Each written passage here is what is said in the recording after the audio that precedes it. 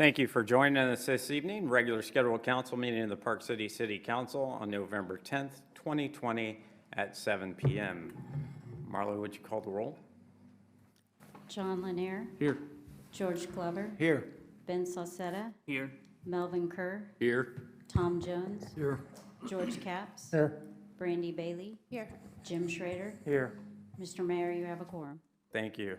Tonight, Pastor Whitmore is going to lead in the invocation, and Councilman Glover is going to lead in the pledge. If everybody please stand.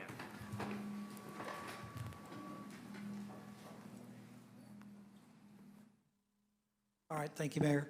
Will you guys please pray with me? Gracious Heavenly Father, I do thank you for your blessings and your grace that you show us every day. Lord, I just pray for this country, and Lord, I just pray for Park City. I pray for all these council members here. Lord, I just pray you help them to make good decisions and just have good wisdom. And Lord, we'll just give you the honor and praise, and I thank you for that. In Jesus' name I pray, amen. Amen.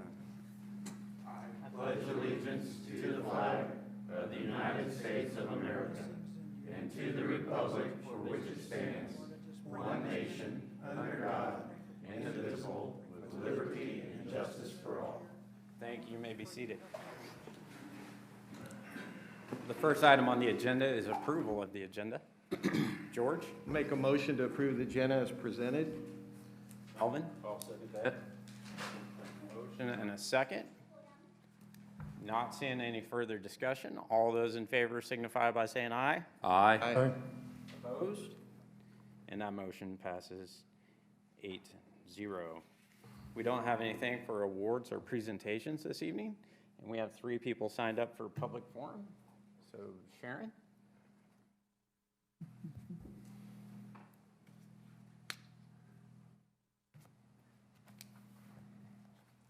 And Kaylee?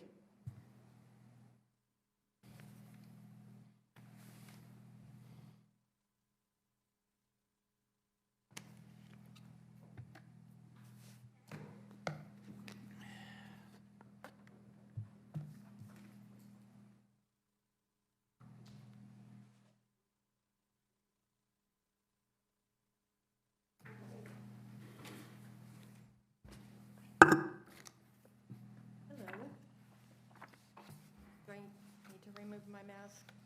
Nope, okay. My name's Sharon Wyatt, and I have requested that the speed limit on Grove be decreased, or at least enforced, because of the amount of traffic it has increased. Multiple cars go by all day faster than the speed limit. And I know that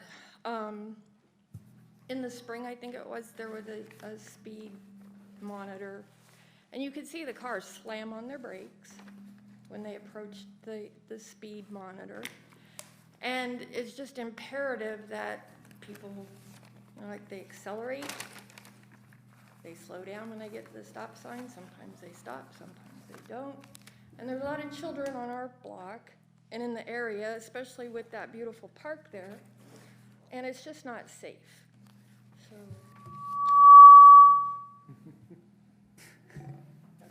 that's my request. Thank you. Thank you. Kaylee?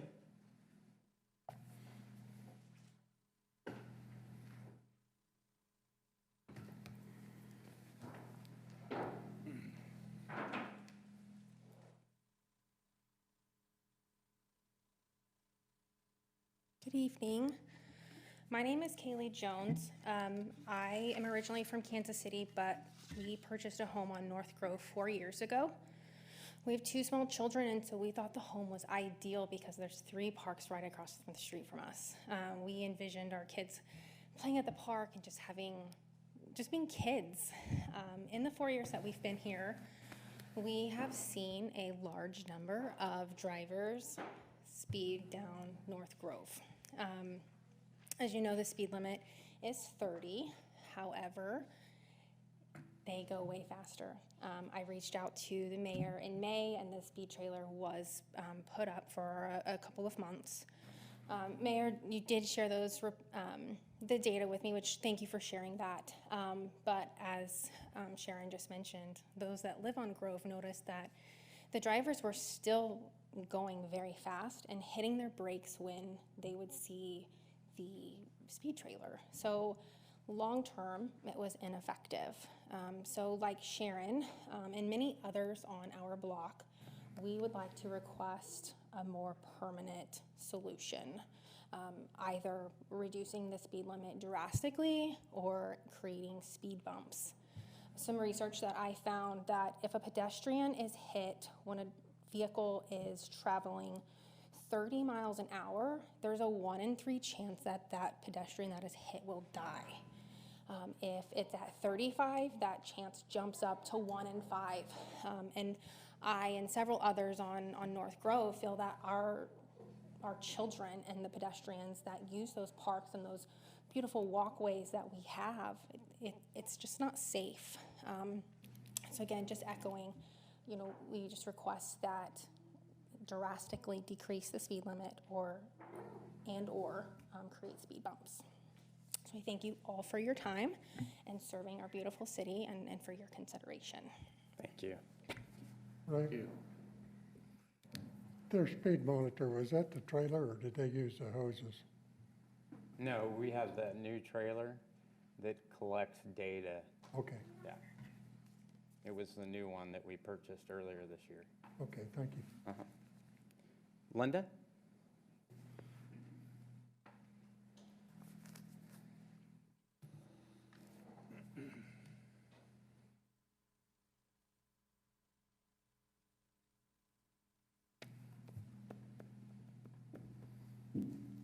This is a bit overwhelming. I've lived in Park City 39 years. There was no development on the other side of Grove. I used to have a really good time in that hedgerow. It was just one lane, people parked, and you had to dodge in and out, and I loved it. But with the progress of our city, we now have a huge street called Grove Raceway, so to speak. And I am guilty of getting a ticket on that street, and I'm on my last stretch, going home in the evening. I want to be there already. I know that it's hazardous.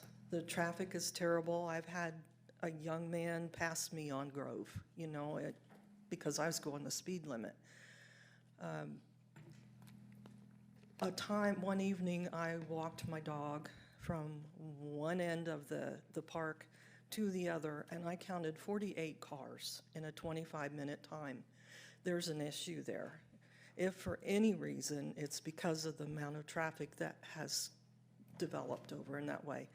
It's the best way to come into the neighborhood, because I live on Wendell, and I don't take the winding way around anymore. I go down Grove because I'm in a hurry to go to work or wherever I'm going.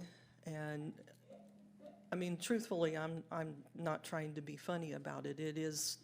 It gives you an illusion of a big road. Why do you have to be driving low driving speeds through there unless you see somebody? If they're walking their dog, I change lanes, and go around them.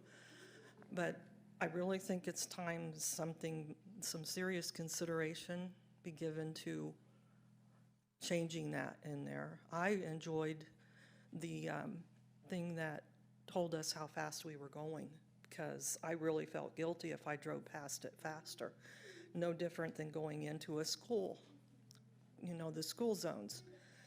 But I think that I can't speak for everyone else what they think when they see that sign, that reading. I'd also think that it might even be wise that the people that are living on the east side of Grove don't have to cross Grove.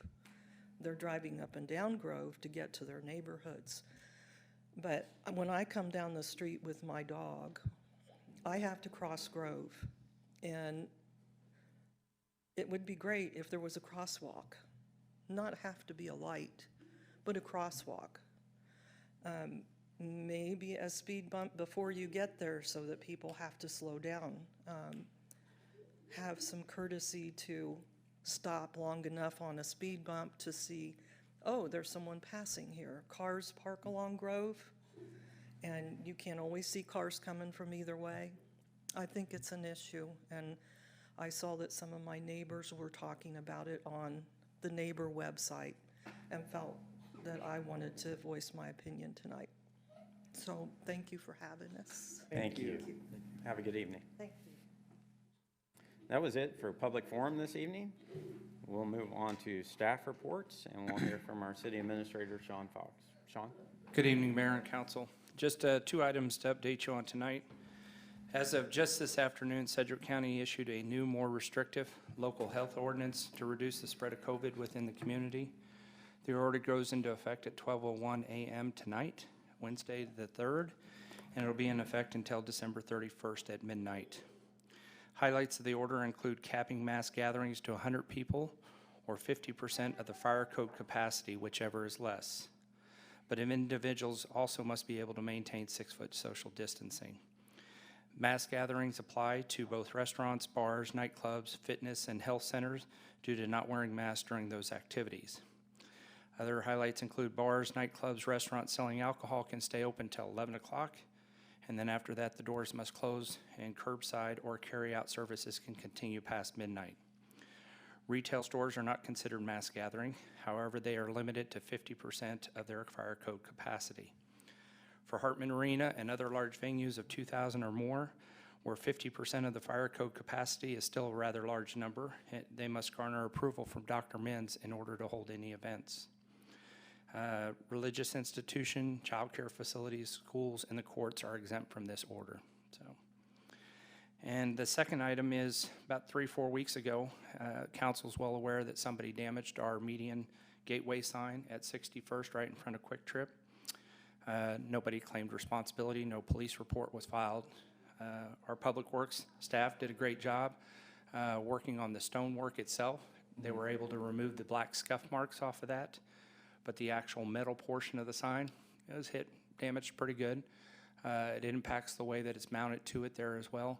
So our staff is currently working with the original manufacturers of the sign to see if we can get that rectified and fixed. So it looks a little bit better now, but still there's some damage to it, so we're working it. That's it, Mayor. Thank you. Does anybody have any questions for Sean? Not seeing any. We'll move on to the consent agenda. Is there a motion? Brandy? Make a motion to approve consent agenda as presented. Jim? I second that. We have a motion and a second. All those in favor signify by saying aye. Aye. Opposed? And that motion passes 8-0. That brings us to new business, item 5, which is discuss and consider an ordinance authorizing the taxable industrial revenue bonds to sleep-in suits. Sean? Yes, sir. Normally Dominic Eck would be here from Gilmore and Bell to present, but he is feeling well, and so he'd asked me to present on his behalf. Before you is an ordinance authorizing issuance of a taxable IRBs for the sleep-in and suites for up to $6 million. As a brief history for the council, the original resolution of intent was approved by this council back in August of 2018. It was based on a cost-benefit analysis and our own internal guidelines that it was approved for 60% abatement. Then the resolution was amended in October of 2019, where they wanted 60% abatement. Rather than doing that over 10 years, they requested 100% for 6 years. Still equates to the same. So this is now an ordinance authorizing the city to go ahead and issue those taxable IRBs for the sleep-in. If there's any questions, I'd be happy to answer them. Thank you. Does anybody have any questions for Sean on this? Randy? I don't have any questions, but I'll make a motion to approve ordinance 1111-2020, an ordinance authorizing the city of Park City, Kansas to issue its taxable industrial revenue bond series 2020 sleep-in and suites project for the purpose of paying the cost of the acquisition, construction, and equipping of commercial facility and authorizing certain other documents and actions in connection therewithin. Tom? Second that. Okay, we have a motion and a second. Are there any questions? Not seeing any. Marlo, would you call the roll? John Lanier. Aye. George Glover. Aye. Ben Sosetta. Aye. Melvin Kerr. Aye. Tom Jones. Aye. George Capps. Aye. Brandy Bailey. Aye. Jim Schrader. Aye. And that ordinance passes 8-0. Thank you, Marlo. That brings us to item 6, which is discuss and consider the purchase of agenda software. Marlo? Good evening, Mayor and Council. I come to you this evening to propose the purchase of some agenda software. Granicus is an intuitive and flexible cloud-based agenda management software for small to medium governments. Granicus will simplify the agenda creation process, optimize accessibility and transparency, and streamline the meeting process. Granicus will also assist in finalizing meeting minutes in a timely manner. It will also provide the technology that will empower the city's organizations to create better agendas and minutes for the people we serve. Staff received 2 quotes and virtual demonstrations from Granicus and iCompass. Staff talked to city clerks who use both Granicus and iCompass to get their feedback. Staff conferred with the IT department, and we feel that Granicus fits the best needs for the city. Could any you questions? elaborate on any of the differences between the software packages, on what would sway us one way? Actually, I would say that Granicus, their software was a little easier to navigate than iCompass. Also, iCompass, whenever you go to our website and you want to click on to see our agendas and meeting minutes, they actually take you to a whole different website. So that was something else that we weren't really fond of. Okay, thank you. Brandy? With Granicus, can we go back and put in history? And is that part of the package? Yes. And how far can we go back? I'm sorry, I didn't ask them.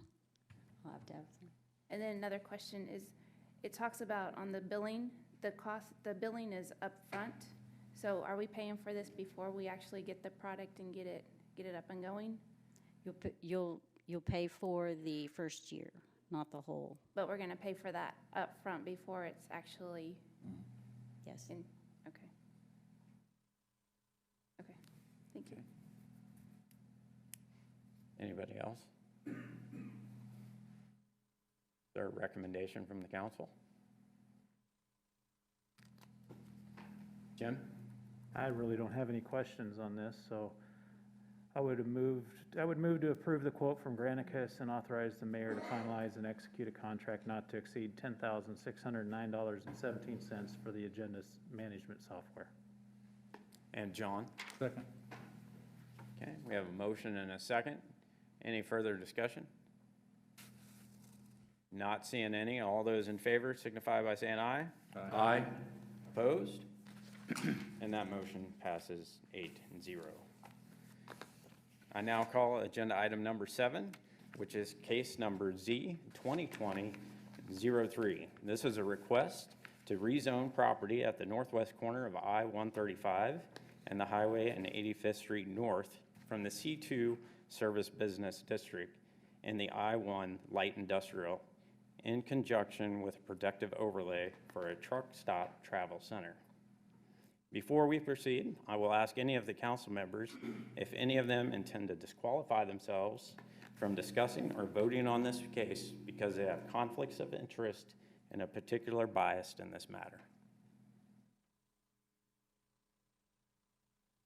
Okay. I now ask the council members if they have received copies of the unapproved minutes from the Planning and Zoning Commission meeting on October 19th and 26th, which summarizes the hearing on this case. Yes. Yes. Having determined that all the members have received the required information, after the zoning administrator's report, I will ask the applicant and the public which has been identified that will be speaking this night if there's any new information in this case otherwise not presented at the hearing that should be brought to the attention of the council. The council may also want to direct questions to the applicant, staff, or other persons present. I now call on our zoning administrator, Russ, to provide us with a brief background and report on the case and recommendations of the Planning Commission. Thank you, Mayor, and council members. Russ Avey, interim zoning administrator for the city. This is a zoning request from the C2 Service Business District to the I-1 Light Industrial District, requested on a portion of lots 4 and 5, Saddlebrook Second Edition. This particular request, due to the nature of area opposition, spanned the course of 2 meetings. The original publicized public hearing was held on October 19th, 2020. The majority of that meeting dealt with public input as well as presentations and questions and answers of the applicant.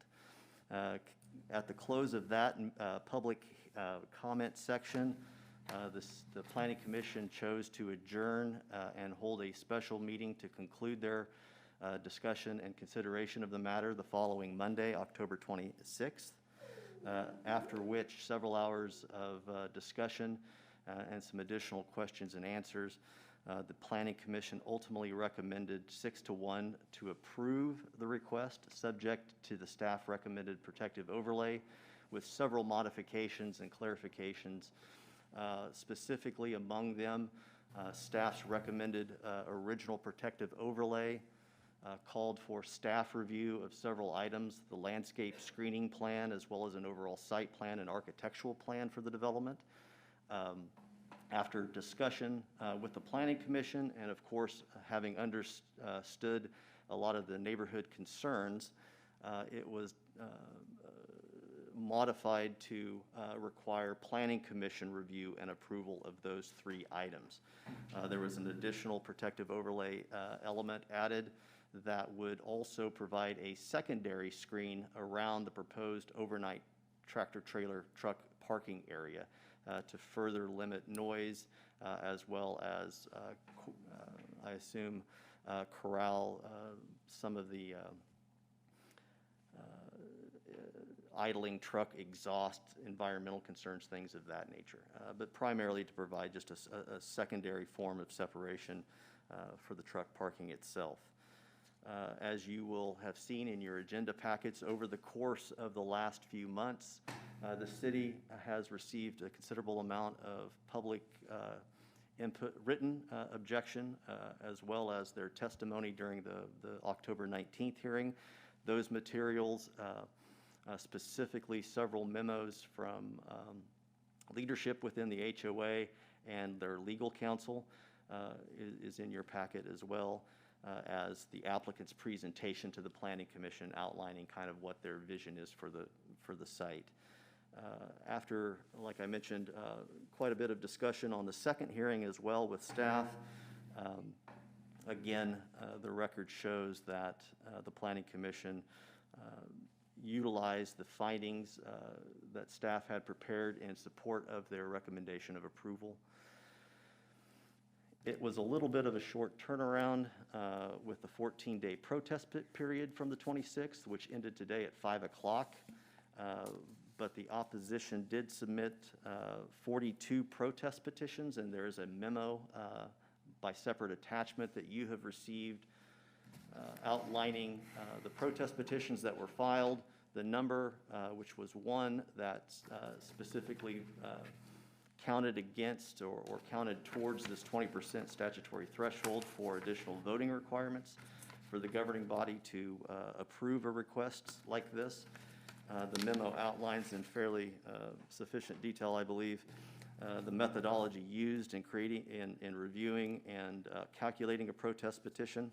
And there, the memo also on the final page has Exhibit A, which shows those who filed protest petitions against the request. The one, again, property owner in Saddlebrook that affected the vote, or had an opportunity to affect the voting requirements, as well as the notification boundary and how we kind of got that all processed. With that, I will stand or sit for any questions that you may have. I know this is a fairly complicated matter for the neighborhood, and a lot of questions were asked, and we have not heard any questions from the governing body, so staff as well as several members of the public are probably here to answer any questions that you may have.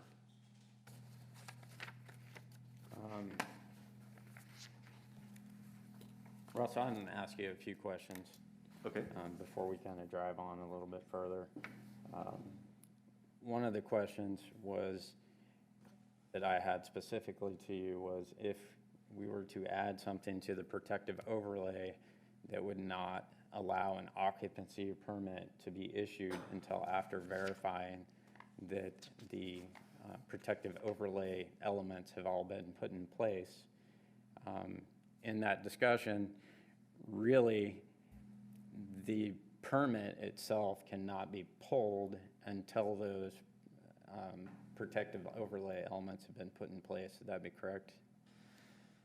In general terms, yes. And I know that the protective overlay, we haven't had many of them as far as my tenure here with the city.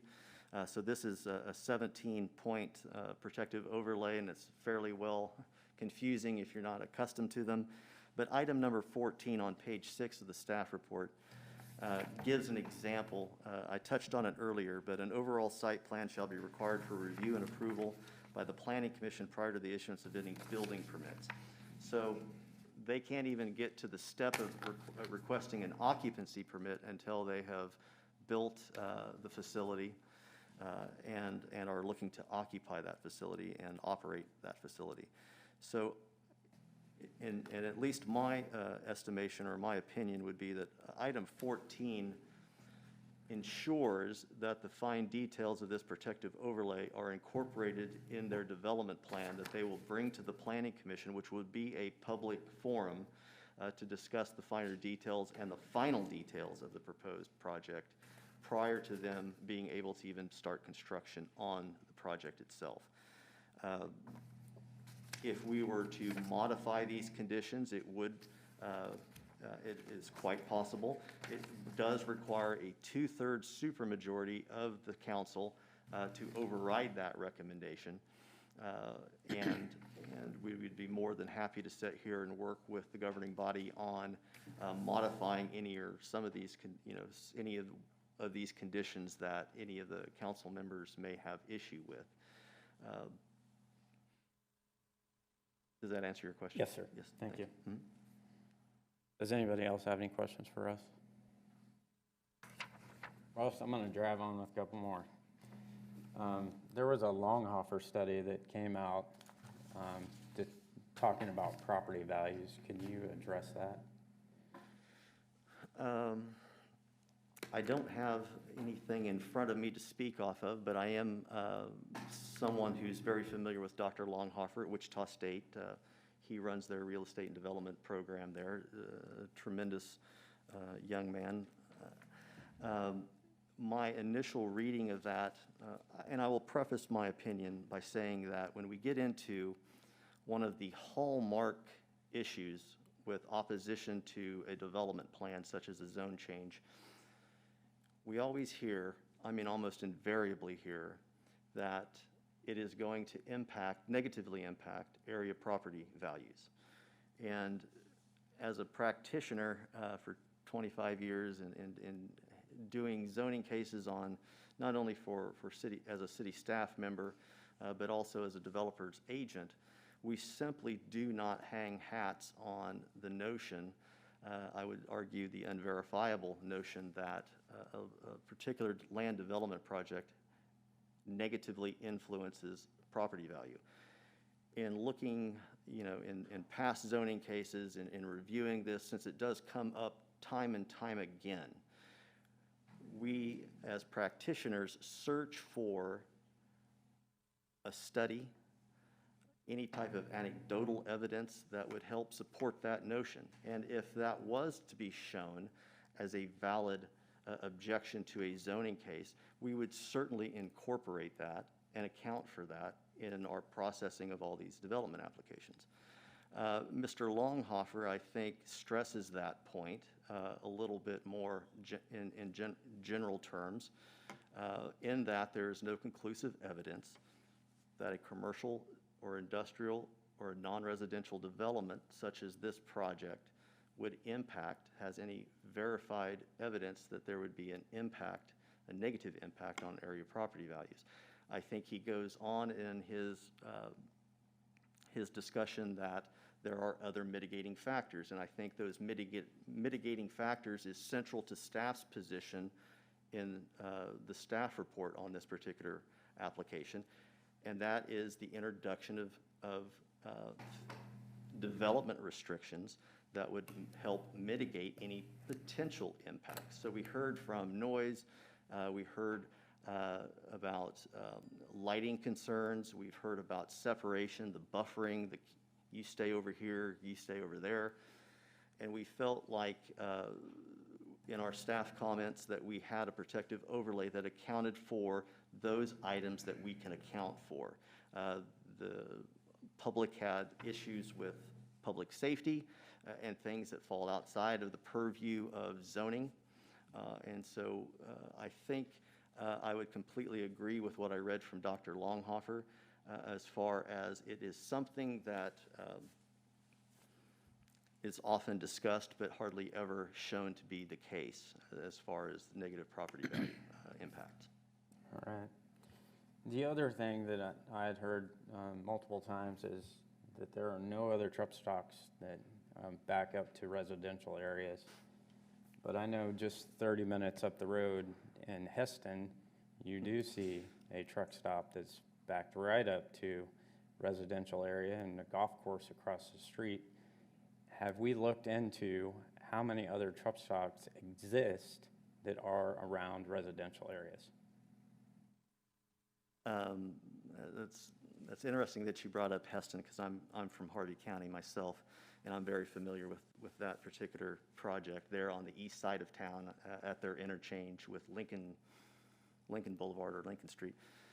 I will preface my comments by saying I, as staff, do not hold that fact. That fact may or may not be true. I personally and professionally do not think that it is relevant to the discussion here. It could be the first one of its kind. It could be the 1,000th one of its kind. I don't think in my responsibility in reviewing these applications to look at broader markets, to look at other cities' land use patterns, my job is to look at this, each individual development application on its merits as it relates to Park City and Park City's plans and policies and regulations. So I know that it was brought up. Perhaps I should have done some research around the state. I did not feel or do not feel that that's necessarily germane to this particular development application. But I am familiar with Heston's, and certainly we have the Heston Municipal Golf Course, which holds some of its nicer residential development around it, is to the east, across the street to the east. And their newest, or at least one of their newest residential developments is literally just to the north. Just to the north, and I think the only all thing, along the interstate. The only thing that I see that separates that is a drainage area, and there's some evergreens that I think are planted, and that's about the scope of that, where those trucks back up to. Certainly, yeah, that, and you know, that area of Heston, and Heston's a small town, but that area of Heston is probably their most intensive commercial area. So I think there's I know that there's a hotel and a Pizza Hut there that's been there forever. And I think there had probably been a Casey's convenience store there, but the 80 or so semi-truck trailer parking area is fairly new relative to the residential development to the north. Okay, thank you. Mm-hmm. Ben? I have two things, but one I want to reiterate there. I had a good conversation today up in Heston for that very instance, there for that very reason concerning the truck stop, and I wanted to learn a little bit more about that. I made sure I watched all 4 hours of the public comment portion of the meeting on October 19th, and I watched the following Monday to hear those. And one of the comments that was brought out consistently was that there is nothing like this. It is just about 30 miles up. It's a 75 truck station that is about, at its closest point, about 25 to 50 feet or so from a whole entire residential area. Casey's petitioned to redo theirs, and that was approved about 3 years ago. After doing my research on this, and with that, the only concerns were from residents at that time was sound and noise, or sound and smell, because they have a lot of cattle feeds. I asked concerning land values, because that was another thing that was brought up.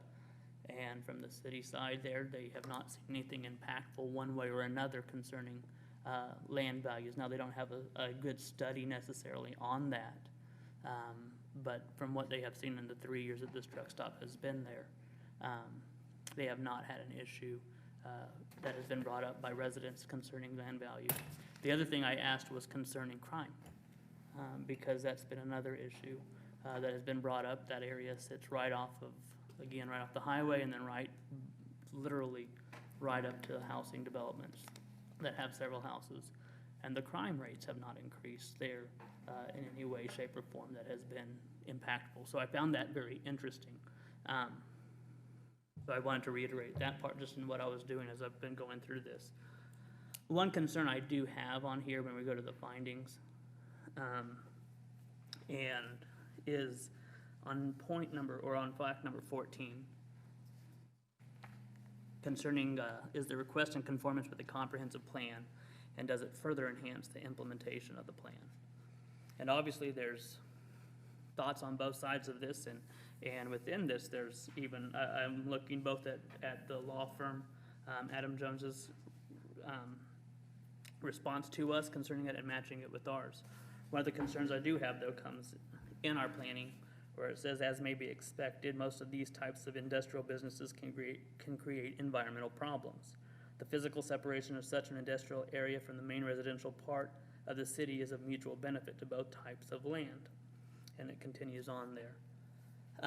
So obviously we're looking at rezoning from commercial to industrial. And we are doing it within a very small section, or within a very small gap of buffer between a residential and industrial zone. I understand that really the only part to this application that requires the industrial zoning is the overnight trucking. All else could be done tomorrow if they wanted to. I understand that. But my concern is if we make exception in this case to go against at least a portion of what we have listed in our comprehensive plan, do we then open ourselves up further down the road for precedent being set? Yes, sir. I certainly don't, Russ A.V. again for the record, I certainly don't mean to interject myself. I didn't know if that was a question. Yeah, that you sorry. asked. Yes, sorry. That was my question. Sorry. Certainly.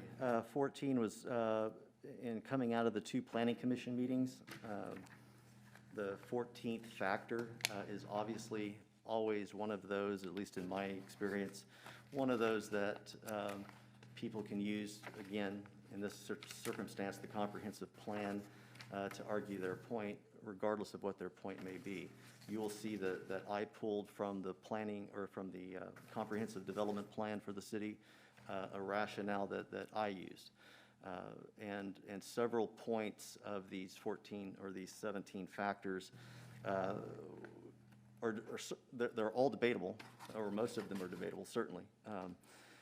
And I think my response during the Planning Commission review of this one, this was an item that was brought up on multiple occasions, is there again. It was at least my initial position on the matter that while we classify this locally as an industrial use, and I'm not, the merits of my arguments are certainly not beyond reproach. But when I was looking at what was actually proposed, I found a difference in that which we regulate locally as an industrial use and that which is classified as an industrial use for such things as taxation purposes. And nothing within the proposed development application, as restricted by the protective overlay, I would argue does not fall into the industrial land use category by several different metrics, with the exception, and I do not mean to undermine this exception, the local relegation of that particular travel center use to the industrial district. Clearly, our planning commission and our city council has determined that that is an industrial use. And so that's how I came to my position in you know, debating those elements. I will say, as far as precedent goes, this was something that was not brought up at any of the two planning commission meetings, but since you had brought up for the first time the idea of precedent, I will just point out for the record that the last zoning case, the two zoning cases that you have approved this year went from a mix of residential uses to industrial to the I-1 zoning district, the second of which is 100 feet away. Well, it actually borders, quite frankly, it borders, I believe it's Prairie Hills subdivision to the south. So I think we've well established precedent that the city is comfortable with industrial zoning. As a matter of fact, much less restricted industrial zoning district to just as many, if not more, homes from a proximity standpoint. So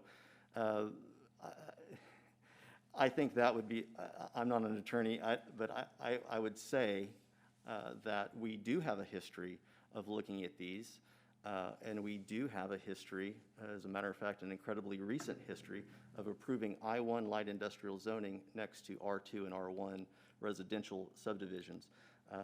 Both the industrial zoning or the industrial uses that that zoning is going to permit coming after the establishment of those residential neighborhoods.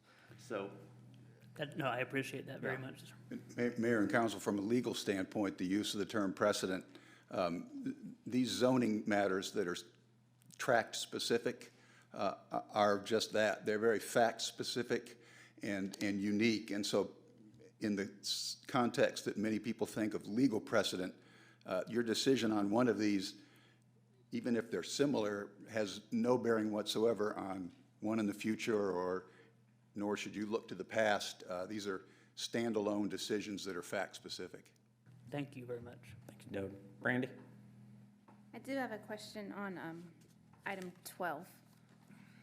So some of the concerns that were in the emails that we received talked about if we change this to I-1, then it would allow for agricultural feed and grain mixing, asphalt and concrete mixing, frozen food lockers, et cetera.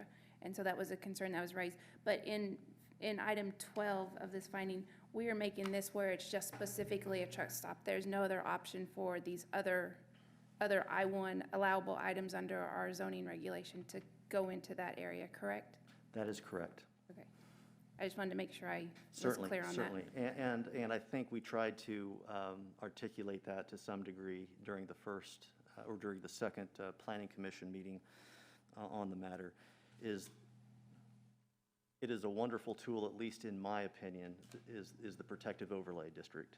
It allows, and there again, I think I've said all I wanted to say in item 12, but that's true. Industrial, we are able to take the more impactful or potentially impactful land uses out of it and really create a very tailor-made, again, as Mr. Mosier mentioned, tailored to site-specific requirements. So, yes. Okay, thank you. Mm-hmm. John? Yes, so Russ, I went through the comprehensive plan. I just had a few questions about some of the stuff in that, and I may have some follow-ups later. I was looking at the plan there, and and I know you said that this was drawn up by, or approved by the council and the planning commission, but what is it about overnight parking that makes it segregated from being in commercial? What are the factors of it, in a professional opinion, what makes it industrial? So based on how you phrased that question, I can't get there. I don't understand. I don't question local authority on their ability to create regulations that segregate land uses in the manner that we segregated land uses. I don't I cannot come up with a good basis on why overnight truck parking would be considered an industrial use as opposed to many of the things that we see in C2. But I am not an appointed official for the city of Park City, nor am I an elected official for the Park City, nor had I really had anything to do with Park City when we adopted the zoning regulations that we're encumbered by. So I will say, for example, my experience is primarily within Wichita-Sedgwick County's jurisdiction. I know that Wichita-Sedgwick County would not regulate travel centers in the same manner. As a matter of fact, it would be a C1 permitted use if you're looking at the equivalents.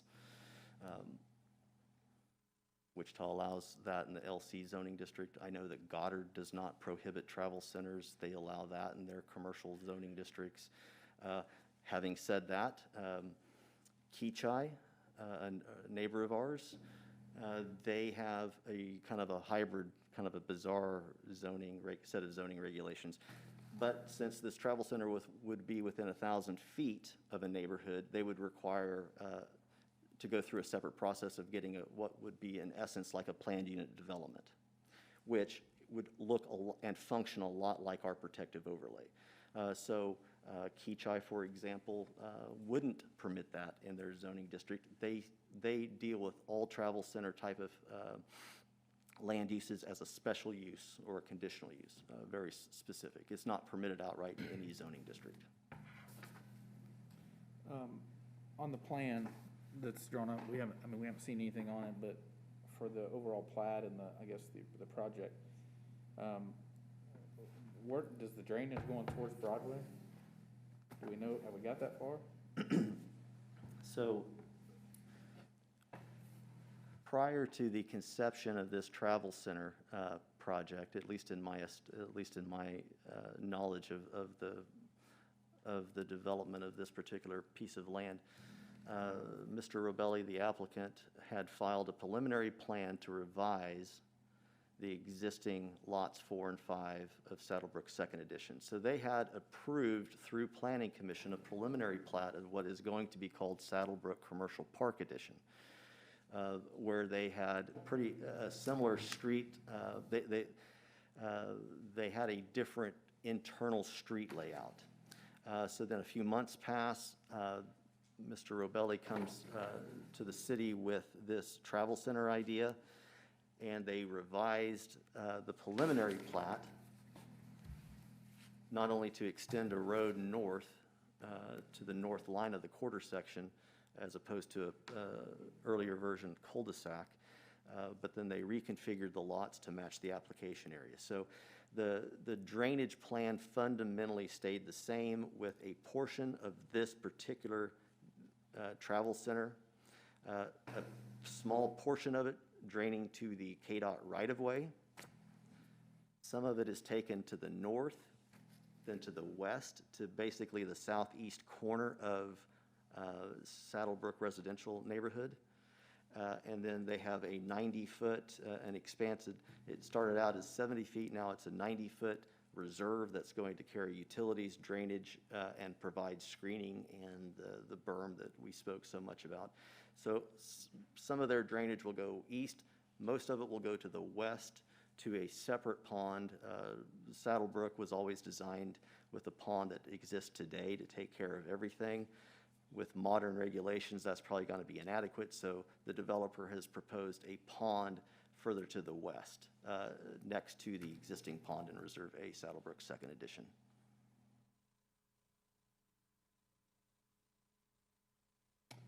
Blight. Define blight in terms of the comprehensive plan?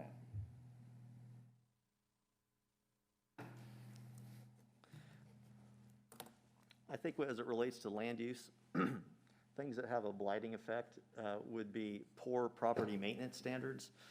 I think we see some blight. I think we see some blighted properties, along certain portions of, say, Broadway Avenue, where the city had annexed in a bunch of things that were built decades ago in Sedgwick County. The reason that those types of uses were built in Sedgwick County most likely had to do with the lack of regulation.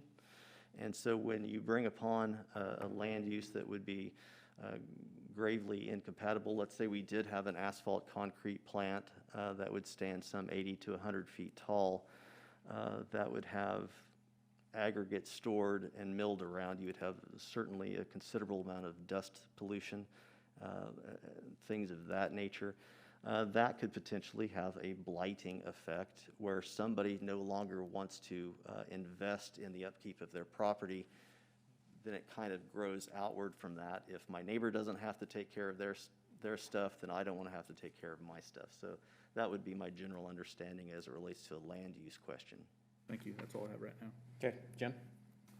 Just a few general questions here at the, to kind of get started, but, you know, looking at the protest petitions here, I mean, obviously, one is the valid protester, but I'm curious if anyone calculated a percentage of Saddlebrook that protested here. It looks from the shading to be 50%, roughly.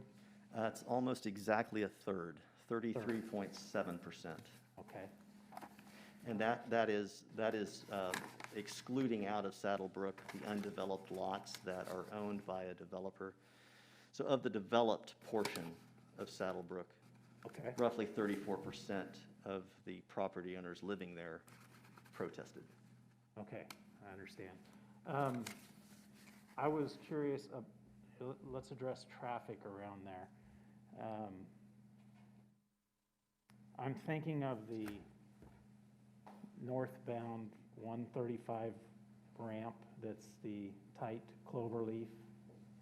Obviously, trucks can get through there. Has anyone, I don't know who would be the person to answer this, but has anyone really studied that? Are we going to have to, will this need an upgrade to that ramp? And that would involve the state and would be a little bit physically impossible with the cemetery there.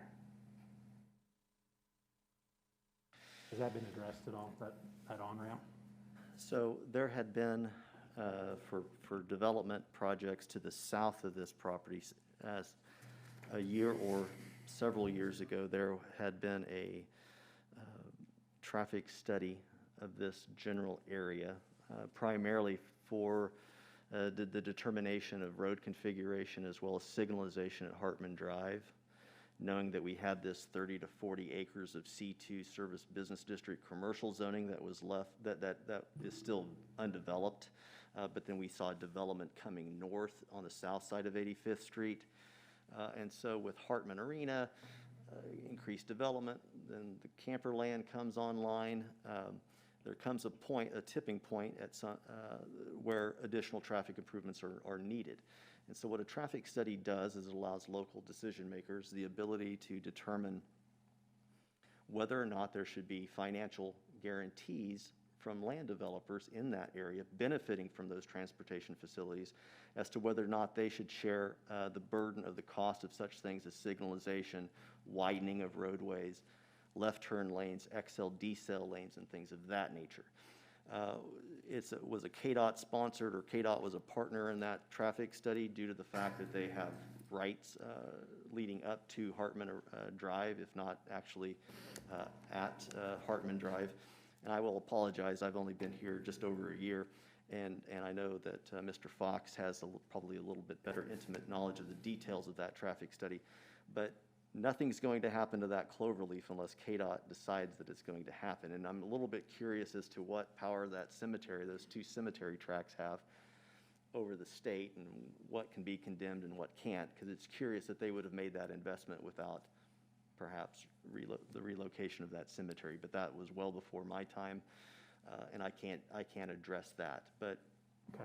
I know that there has been a traffic study. Whether it pertains to that on northbound on-ramp, I can't say for certain. It does account for improvements to 85th Street as well as signalization requirements once traffic gets to a certain point to warrant those improvements. Okay. And the last part of this, that addressed part of what I was going to ask too, was the traffic lights, but and what would be involved in adding or changing, adding them in this case. And I just have no concept for this, so I got to ask a question here. You know, obviously semis are going to be decelerating to come up to this, and you go through a lot of communities that say no Jake brakes. And I'm grew up on a farm. I've driven trucks with Jake brakes. I mean, they're loud. They really serve a good purpose, but they're loud. What's the process? I mean, that's another state question, I think. And does anybody know the process to get, I mean, I think you want an area with no Jake brakes coming up here. You got too many houses around here. So there again, that meets that boundary between zoning issues and things that belong outside of zoning. So that is a traffic enforcement, a transportation public works issue.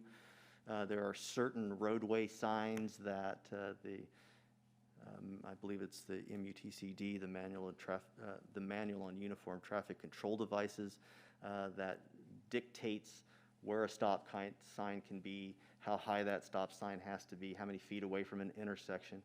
It is an engineering design document that has to be followed. So we can't prescribe a signal, as an example. It has to be warranted. Otherwise, the city has certain liabilities if they install traffic control devices outside of the norm of the appropriate engineering standards. So in something like no parking signs, something I would imagine about no Jake brake signs, those probably may have a little bit more local discretion. It may simply be something that the Public Works Department, upon request, can install at various locations. I feel it more the latter. I don't think those types of signs are heavily regulated. I think that would be something that could be imposed as needed. Let's say this request would be approved, then that would be something that we could either add to the protective overlay. I just got done saying that a lot of these things can't be included within the zoning spectrum, but I think that would be one that could be certainly looked at. Okay, that's all I have for the moment. Jim, just to add to that, if you look at Heston along 135, KDOT does have those signs up that says no Jake brake. They do, okay. I don't know the process of that, but they do have those installed. Okay. Okay, Tom? I'm good. You're good? George? Yeah, I have a question. On the trucks, they're going to be separate from the residential area. Are they going to be approximately 500 feet from the residential area? And is anyone going to be monitoring those trucks to make sure they stay within that? I'll separate that out. So according to the protective overlay that was developed and approved, or at least recommended for approval, that separation is 500 feet. And that is something that they will have to account for in their site plan review that's also built into the protective overlay. So we will be able to enforce that on paper at the time that that site plan is submitted for review. The second part of that question is a code enforcement issue. And there again, with the approved site plan, it does give us the ability to clearly indicate, because if you recall, the Planning Commission recommended an additional requirement that this overnight truck parking area would be screened off. So I think that will help code enforcement readily identify any overnight truck parking outside of that, that little cordoned off area. Other than that, general truck parking, I don't believe in my fairly quick review of the city's municipal code that there are any prohibitions over overnight truck parking. You know, if I had a grocery store, I think I used the example of a Dillon's grocery store where a delivery truck or trucks would come in the middle of the night, sit there and idle until they open up for removing the food items, the groceries from the distribution trucks. That has caused a lot of problems in general, and so there are times that we'll do a protective overlay or some sort of limitation on a zoning case where we have the prohibition of any type of overnight truck idling near the environs of a residential development. So that, there again, that's a typical case-by-case thing. But there would be nothing really other than that if there were any other type of retail business that were to develop to the west on the balance of this Saddlebrook commercial area. I do not see where the city would have any additional ability to govern those types of truck parking. Going back to your factors, number 12, and the direct effects on the citizens there in Saddlebrook, has there been any studies that you have any understanding of how maybe, like, I'm getting a lot of concerns about drugs being introduced, also sex trafficking in those truck stop areas. I guess what my concerns are, have you seen any studies, have you heard anything whether or not that would be influential in those surrounding communities as far as spreading out? I will answer that, like I've answered several other questions, that falls outside of my purview with this, for this particular case. I certainly have, as we all do, personal opinions on the matter, but of course you hear, similar to the loss of property value, you hear about crime and safety. Trying to squeeze in a nightclub, tavern, or bar in a residential area, obviously it creates certain issues from the public, hours of operation notwithstanding, but crime, people intoxicated, trespassing, property damage, things of that nature. But those typically really deal with a physical separation. And in this particular situation, we do have berms. There's a series of things that a person would have to go to get into that neighborhood. So from that standpoint, no, that doesn't factor heavily into this because it's a crime thing. I'll try to be brief here. It is to sell drugs, to prostitute, to human traffic is illegal, whether it's at Saddlebrook Commercial Park Edition, lots 1 and 2, whether it's in lot 57, block D, Saddlebrook 2nd Edition neighborhood, whether it's across the street from City Hall here. So those issues are policing issues, as they all are, regardless of zoning. Now the question is related to a zoning question in that, does Park City have the police resources to mitigate any potential increase in crime? And that's something that, as interim zoning administrator, I'm not going to answer, but the chief may certainly answer that question. Sean may certainly answer that question. Is this going to be such an increase over a typical commercial development that it warrants additional public out? Are we going to have to hire 3 or 4 more officers to deal with this one particular land use? That is a relevant question. Thank you. Mm-hmm. Ben? I do have a question, kind of going back to the protective overlay portion. We've mentioned the berm a couple times here. In email, it's come up a few times. I know that they had to go through a landscape architect when they design the height and what trees and such go in there. My question is we have seen issues with the quality of what's there right now. I understand that's not going to be what's there. So understanding that's not the location or anything like that, if that dirt is used, there's obviously issues of garbage and such already in that. Will the landscape architect portion provide for the quality of the dirt or soil used in the berm? That's a great, simple, straightforward question that I don't know if I can provide a simple, straightforward answer to. In general terms, yes, if that berm, if that soil contains hazardous materials or any other type of contaminant that is restricted locally or even at the county level, then yes, it would have to be mitigated. It would either have to be removed or capped, similar to like a C&D landfill. I will say this, with my experience on C&D construction and demolition landfills, KDHE has a very permissive list of things that you can bury. And so if it is a 5-gallon paint bucket, if it is, some certain types of roofing materials, lumber, rebar, concrete with rebar. Those things are not regulated. So from that standpoint, it would be best practices. I don't think a landscape architect's going to get drawn into the environmental portion of that, but clearly that's something that we're all aware of. That's something that no one wants, obviously. And so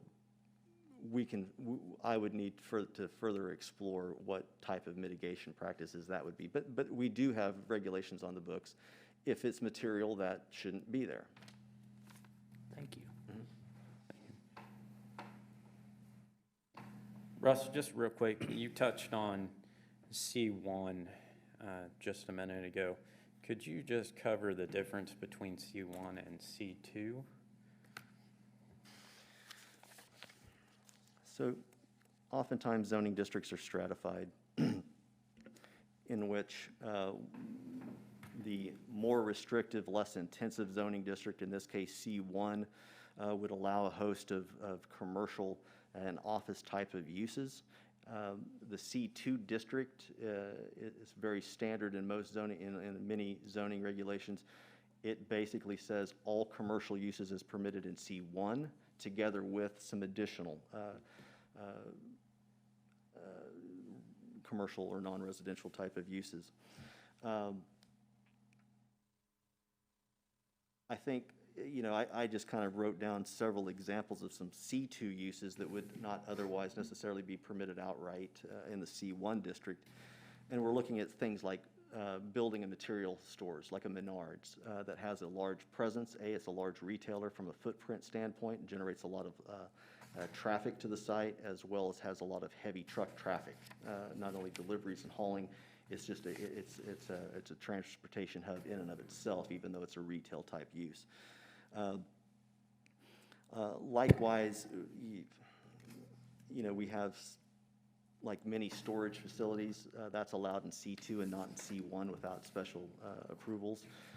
There again, that's the type of use that serves local residential development, but it's also a 24/7, 365 days a year type of use. It never stops. And so I think my opinion of the differences here locally between C1 and C2 is it allows some larger, more intensive, from a traffic standpoint, land uses, and also some that don't have the kind of the standard operating hours of 8 to 5, like many businesses do, or even from 8 to 10 o'clock where your retail shuts down. So it allows some uses that would typically or traditionally have longer hours of operation.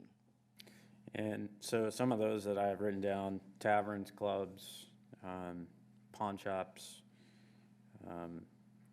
obviously the service station that we've already addressed, that could be put in there.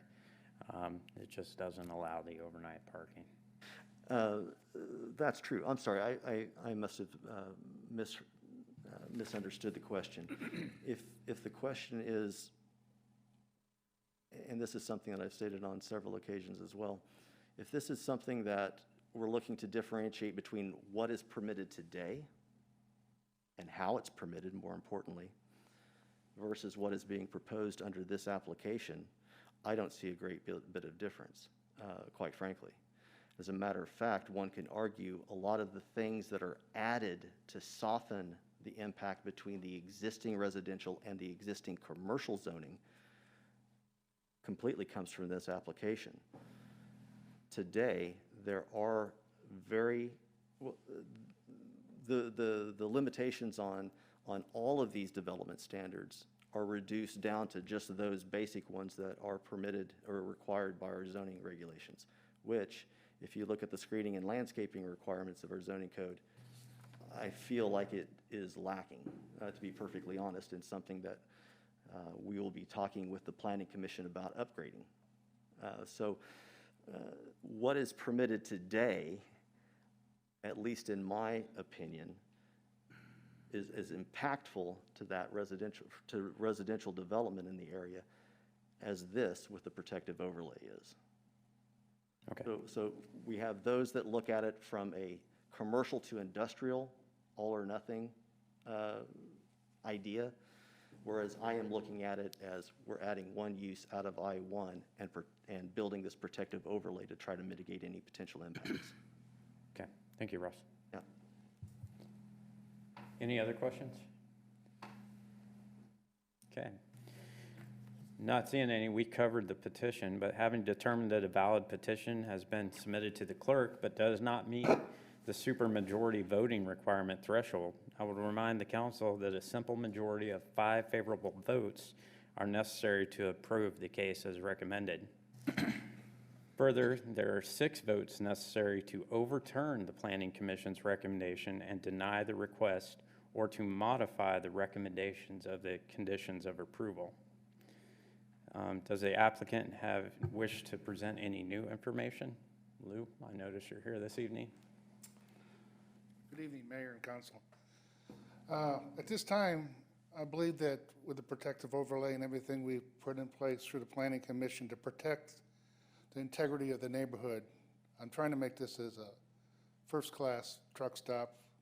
You know, a lot of people, and a lot of the complaints was fumes and, you know, all that stuff. Well, in the new trucking world, with the DEF in the filtration system, the exhaust coming out of that truck is cleaner than the air going in it. So I don't really believe that's an issue. What we're trying to do here is make a development for the truck stop, and then whatever proceeds around this to commercialize this area as a whole. And I feel that there is no truck stop in Wichita, Kansas worth parking at this moment, and not saying nothing about the windows in our neighborhood.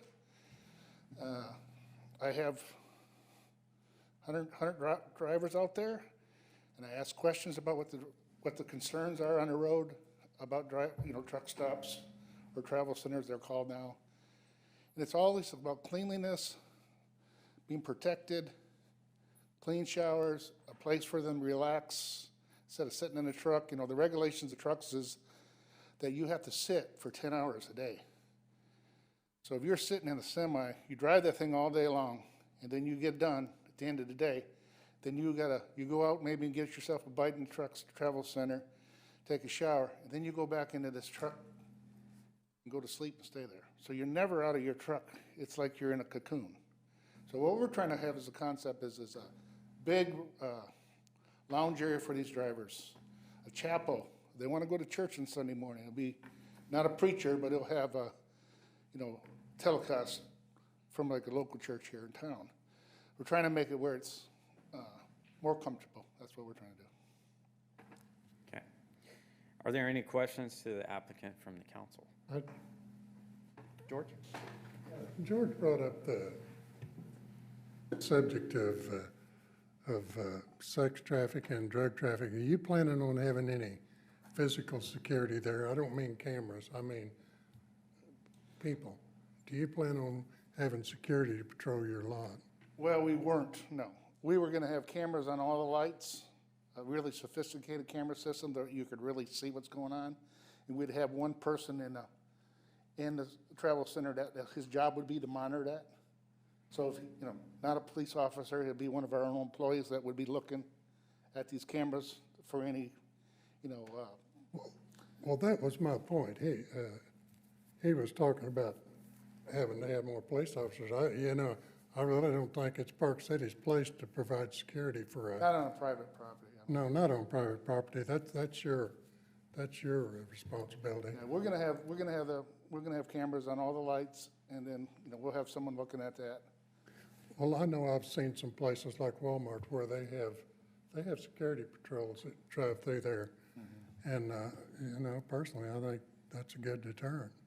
And another thing back on the fumes and all that, we're going to a green truck stop, okay? We're gonna have electric hookups for the truck drivers for heat and cool, so they don't have to idle. Now, we're designed to park 80 trucks. We can't afford 80 of these right now, but the EPA gives you a discount back for trying to go green on this truck center. We're looking into solar for help. But yeah, we're gonna have cameras that will be monitored by employee. Well, I know some of the letters I read, which I forwarded to planning and zoning, I noticed there was a lot of concern about prostitution and stuff like that, and I don't know if cameras deterrent or not. I would think the cameras would help on that, obviously, because if you got someone watching it, the prostitutes are gonna go in there, they're gonna be walking the parking lot, they're gonna be in a car, they're gonna be knocking on the door if that's the case. You know, there's truck stops that are really bad about that, but they're not in a Park City, Kansas. You're talking like Ontario, California, or East St. Louis, where there's a lot more population. There is issues with that, but there is truckers against that. There's a program out there to be trained to what to look for, you know, and all that.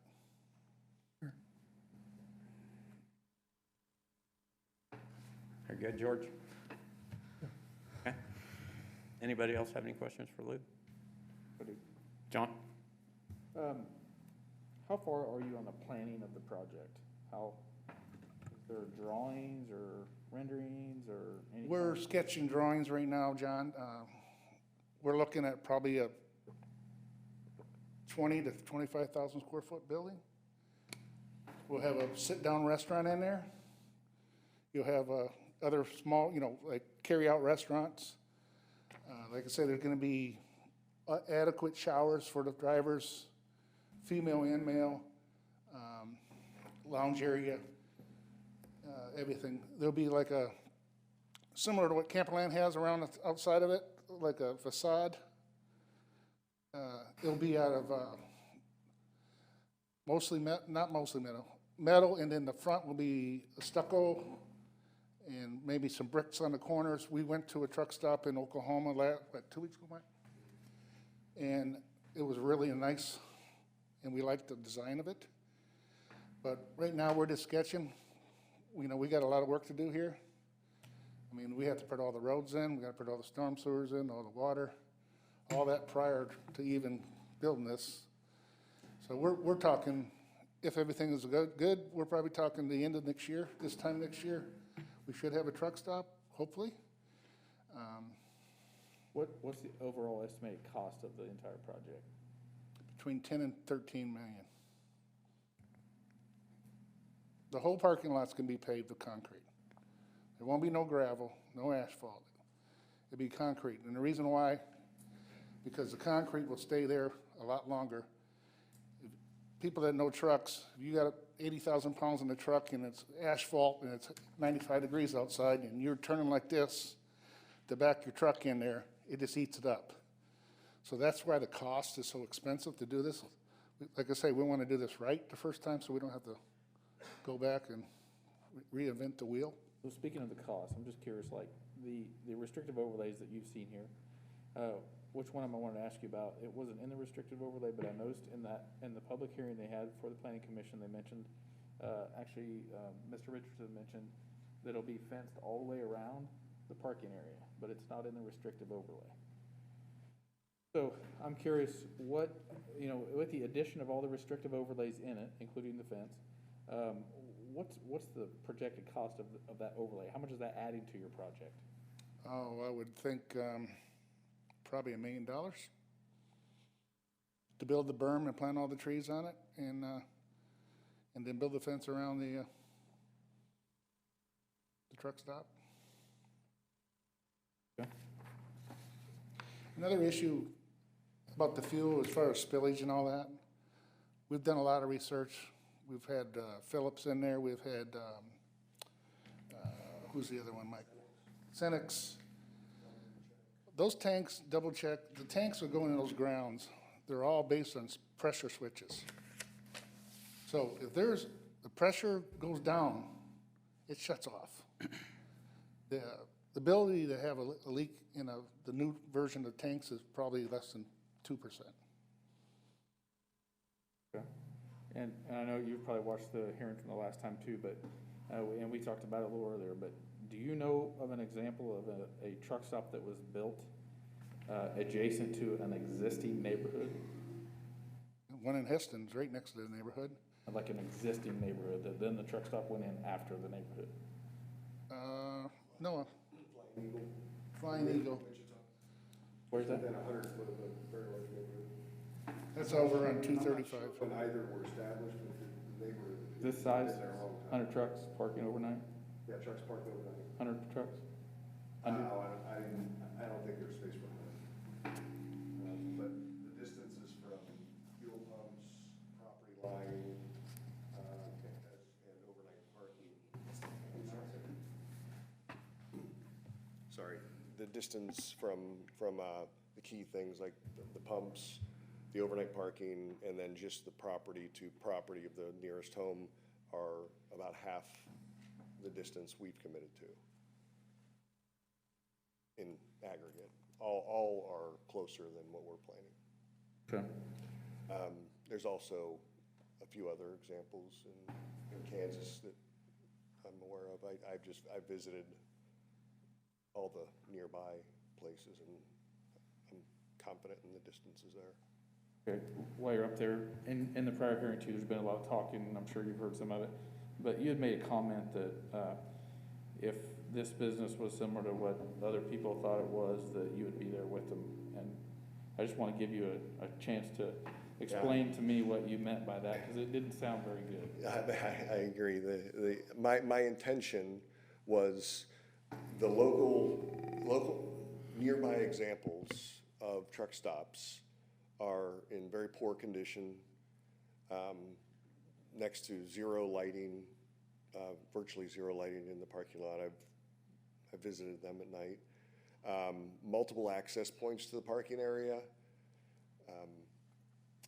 And the parking is just in a very poor condition.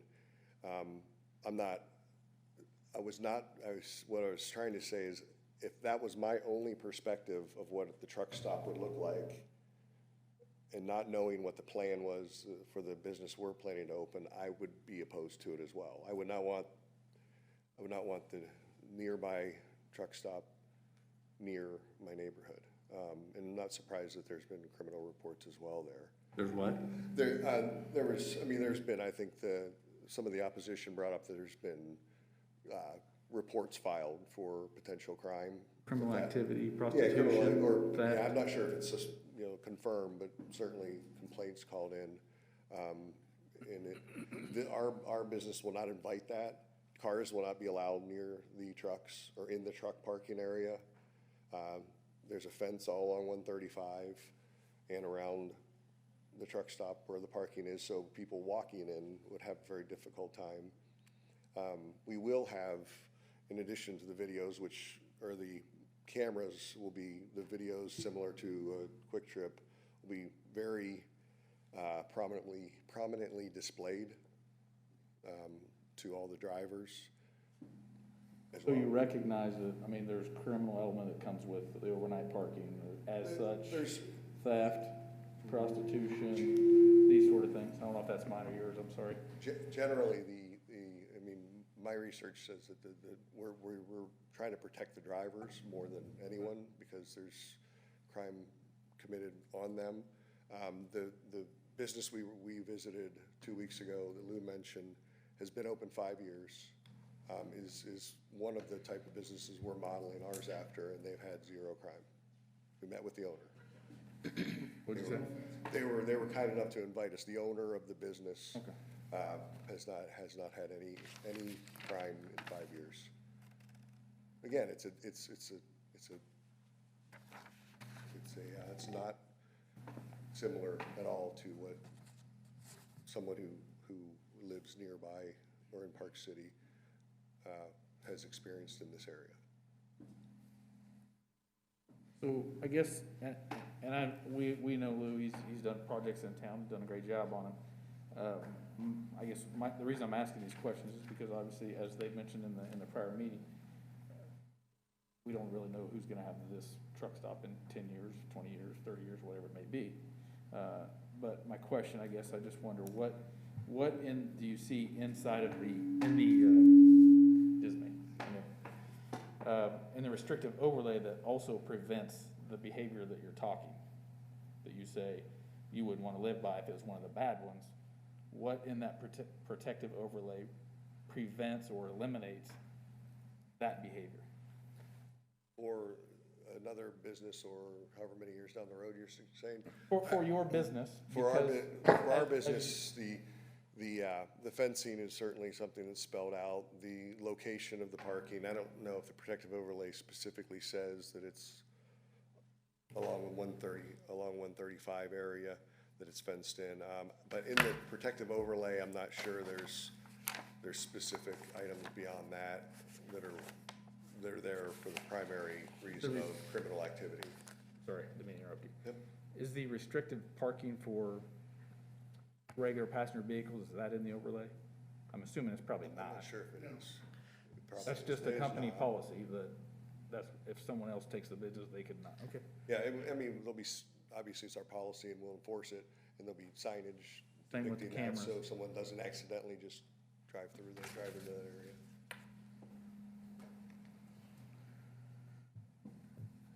Okay, that's all I have right now. Thank you. Lou, I got a couple of questions for you, and then John, or I'm sorry, Jim. We talked a lot about trucks. I'm curious on your vision, are you including regular gasoline fuel pumps up front, similar to something that Casey's has that services the rest of the public as well? Yes. The fuel island for the trucks will be behind, closer to 135. And the fuel island for the public will be closer to the Hartman Drive. One of the things I think of, we got Harper Camperland just across the street, and if you notice Quick Trip, you're pulling a big fifth wheel, that parking lot's pretty much very difficult, especially in a high traffic area. Right. To be able to maneuver and get in there, or if you pull a big utility trailer or anything like that. Are you looking for something that's gonna actually capture those folks as well? Yes. And our approaches are going to be probably 100 to 120 feet wide off the street, so you don't have an issue with a truck driver coming in the radiuses they have to turn versus a regular guy with a camper or what have you. So yeah, we're looking into all that. There'll be two entrances. The way we have it designed now, there'll be two entrances into it. And going back on the traffic study that I did, they have designed turning lane off of 135, right off of 135. There'll be a turning lane into Hartman with a light once the traffic gets to that point, which we feel it's going to be instant. And then they designed another road off of Broadway that was part of the study, and that goes straight to Hartman, okay? When you guys get the plot, you'll see what, plot of the whole development that shows that. So our first entrance will be ample for if they missed the turn and they went to Broadway and then turned in the street, the street coming in parallel to the south of the pond that's there now, there'll be a road. It'll go directly into the truck stop. We're trying to mitigate that there's going to be issues with them getting in and out, because truck drivers they like to be where they can get in and out, and they don't want to be in the city. They want to kind of be kind of out of the city. So that's the reason we feel this is a good location. It is in the city, but it's still, the development is going to the north eventually. Park City is going north, correct? So it's just a matter of time before all that area gets developed. Okay. Jim? You touched on a couple of things here, but I wanted to let you expand upon the underground storage tanks for all this fuel. I mean, I know that you talked about the pressure switches, but there's more safety. Yeah, there's more safety. They're double lined. If one container leaks, it leaks into another container. Am I right? They have like a, what do you want to call it, like a sump underneath them. It's all gravelled, small gravelled. And there'll be 4 tanks. There'll be a diesel, be unleaded, several different, you got the 4 different versions of gas. Yeah. Then you'll have a DEF tank for the truck drivers. But, yeah. And doesn't KDHE, how often do they monitor these? Is it monthly? I don't know that for sure, Jim. I know when I got a fuel island at my warehouse, and I have to get renewal permit annually. Annually, okay. I do know, I remember enough to know they monitor them, but I just can't remember how often. That would all be installed by the company that does that, that's in that world. It's double check who we're looking at to do that. They just did all the tanks at Meridian and 53rd when they redid that shortstop. Okay. That's what we're looking at. Is there any protection against, I don't know, surface spills, tanker spills, truck spills? And I mean, I'm thinking of, kind of picking up off what John said about the pond and, you know, that's going to capture the runoff from the parking lot or the parking area. And this is just a question because I don't know the answer to that. I think there was a spill when I'm not for sure, but what I'm saying is when the fuel company brings us the fuel and they pump it in the ground into the tanks, if they spilled it on the surface, I think at that time you would be contact like a KDHE and they'd have to clean it up instantly.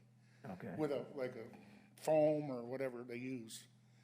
The chances of that fuel in the ground getting to the pond, I think is very rare. You're probably talking over a half a mile or more. I don't think that's an issue. Okay. And then just because I think this question needs to be asked, but you know, why this location? Well, I mean, I don't think I've ever seen this many people in the chamber since I've been up here, and yeah, obviously some people don't like the idea, and I just want to get your thoughts on it. two things. For about 20 years, I've wanted to do this. Okay. And I own the ground on 101st Street, which we annexed into Park City. And forever, I thought that was a spot.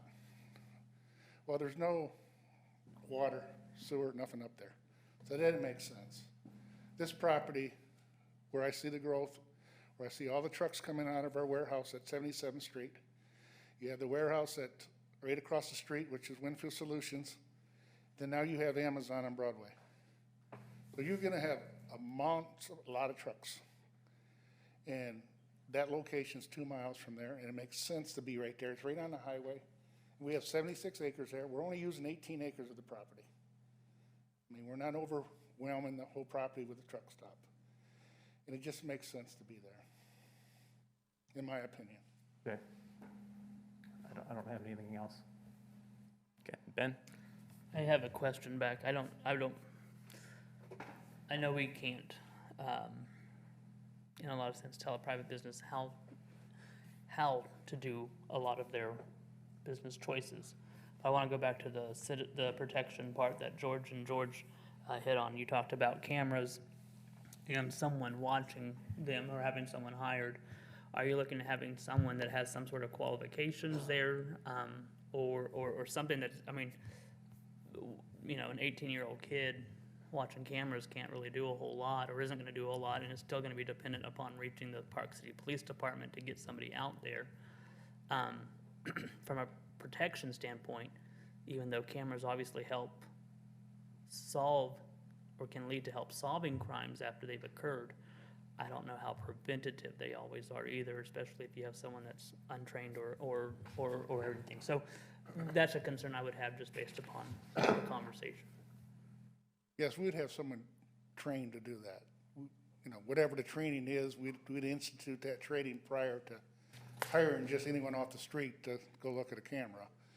So, you know, we're gonna have to research how we get that. Do we hire a security guard to sit in a, you know, like you have in a big store, you know, they're behind there and they're looking at the cameras to make sure there's no thefts?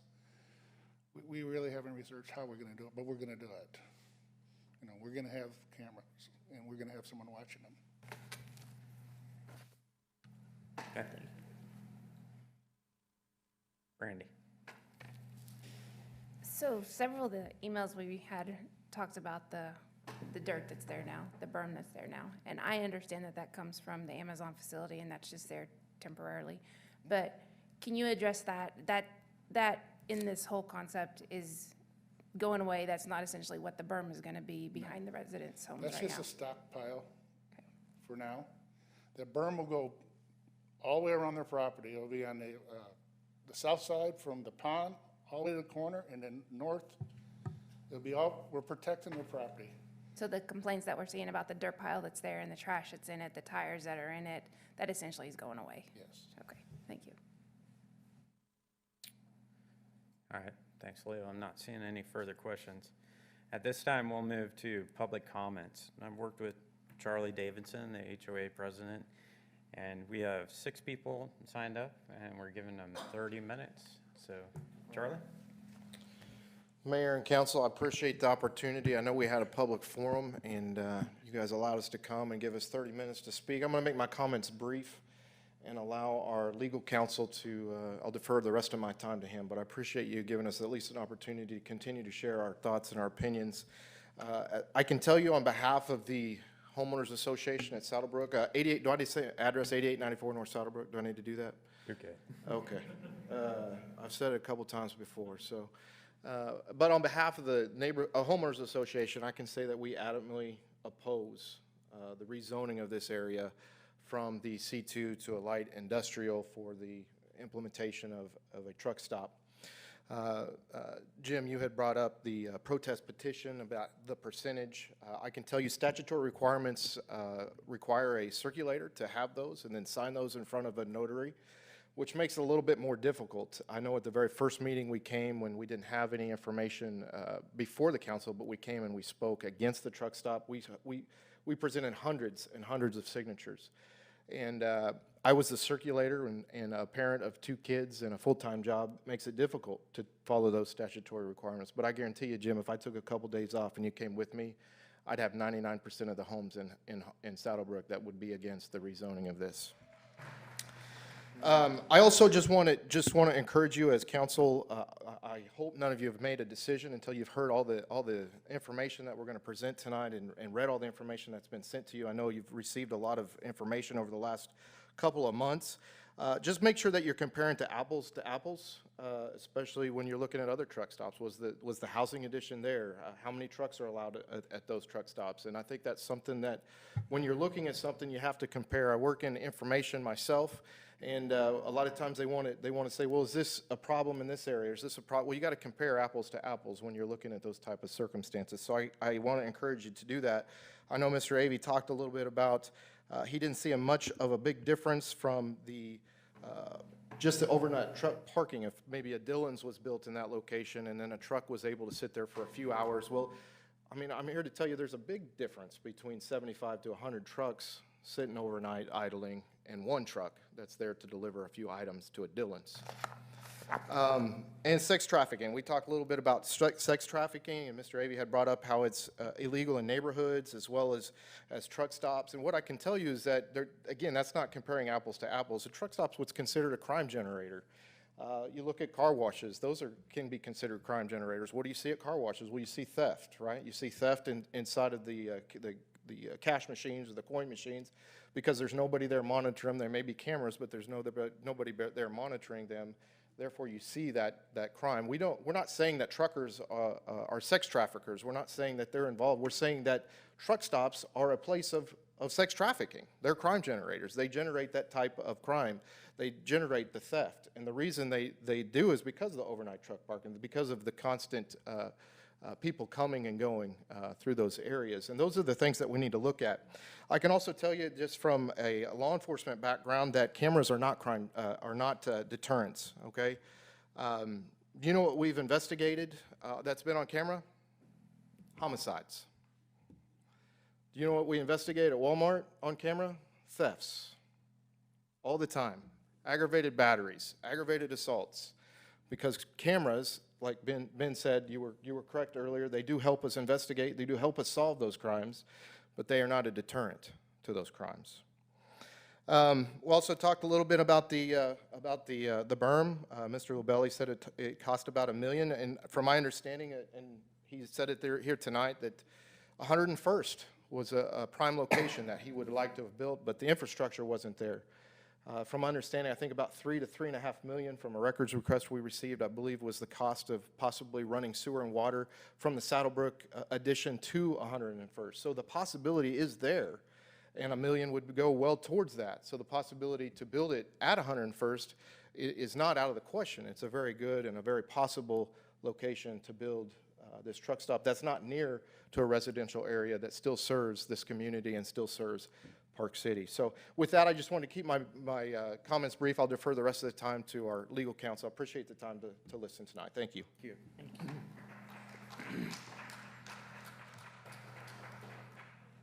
you. Good evening, Mayor Mann and council members. My name's Cody Branham. I'm the attorney for the Saddlebrook Homeowners Association.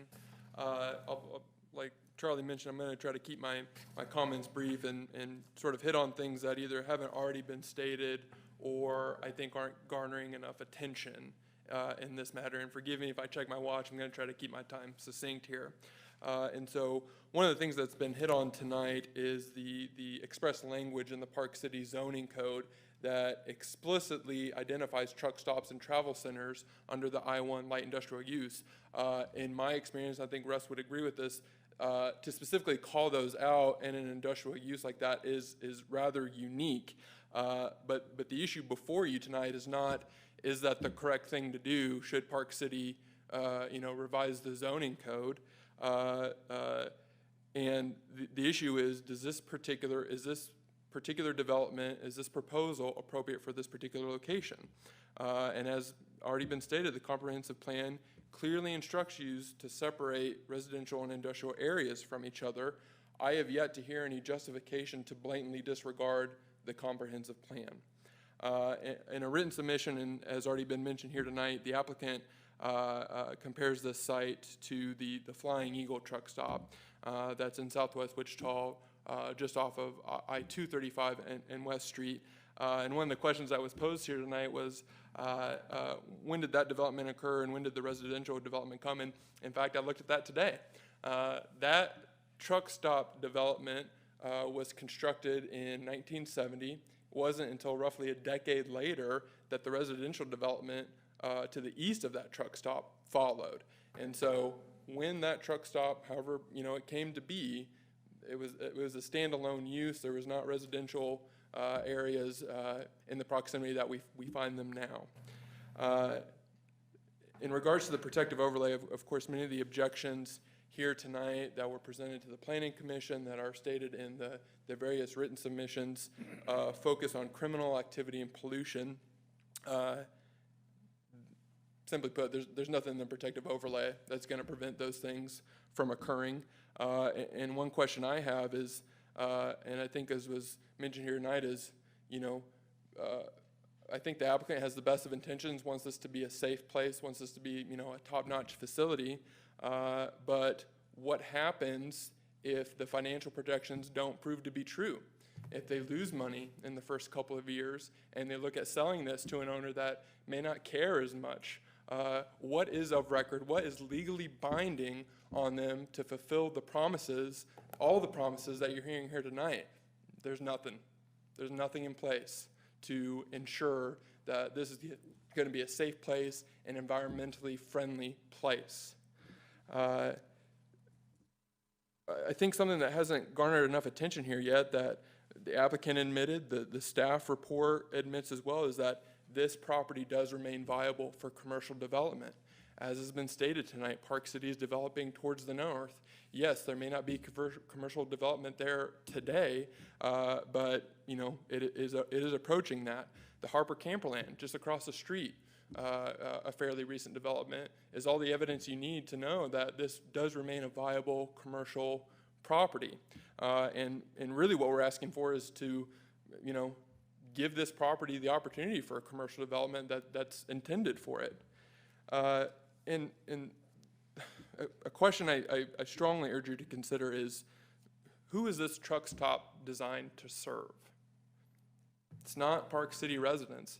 Yeah, there's a gas station they can go in, maybe get some stacks, refuel, things like that. This development is primarily designed to serve truck drivers and transients, people coming and going. There's no other reason to go to this truck stop. There's no reason to go to this truck stop, certainly if that person resides in Park City. Likely no reason to go to the truck stop if that person resides in Kansas, in Wichita. And in fact, many of those folks on the road probably don't even reside in the state of Kansas. And though it's not intended, an unintended consequence of this is that it's designed to harbor criminal activity. I don't think that the applicant wants criminal activity to be occurring at their property. That's just a harsh reality of what is going to happen here. just ask law enforcement. Ask, one of the things I mentioned in my written submission was the FBI stating, we target truck stops when we're trying to fight against prostitution and sex trafficking. Why do they go to a truck stop rather than a restaurant or some other place? It's because that is where the criminal activity is occurring. We have no idea. This could be a truck stop that has the lowest crime rate in the nation. It could be a truck stop that has the highest crime rate in the nation. You don't know that today. You're not going to know that tomorrow. It's going to be over the course of time that proves to be true. And the ownership of the truck stop, which there are no restrictions on that, is going to be a major factor in how that plays out. And so, I urge you to, take your time making this decision. Look at it as I trust you will from an objective standpoint, because I know that if this is approved, there is going to be an appeal to the judicial district of this. That's just the reality of it. The court is going to take a look at this situation from an objective point of view, as I trust that you will as well. And it's my opinion that no purely objective analysis of this situation leads to a conclusion that this truck stop makes sense in this particular location. And with that, I'm happy to answer any questions that you may have.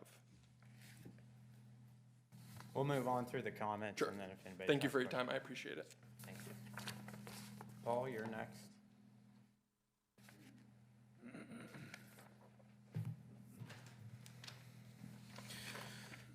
Good evening. My name is Paul Reifschneider. I live at 629 East Rolling View Drive. I'm here today as a representative of the Saddlebrook Homeowners Association. Since City Council has given us no quorum or place to have our voices heard, nor have they represented their constituents fairly, we have no choice but to take action.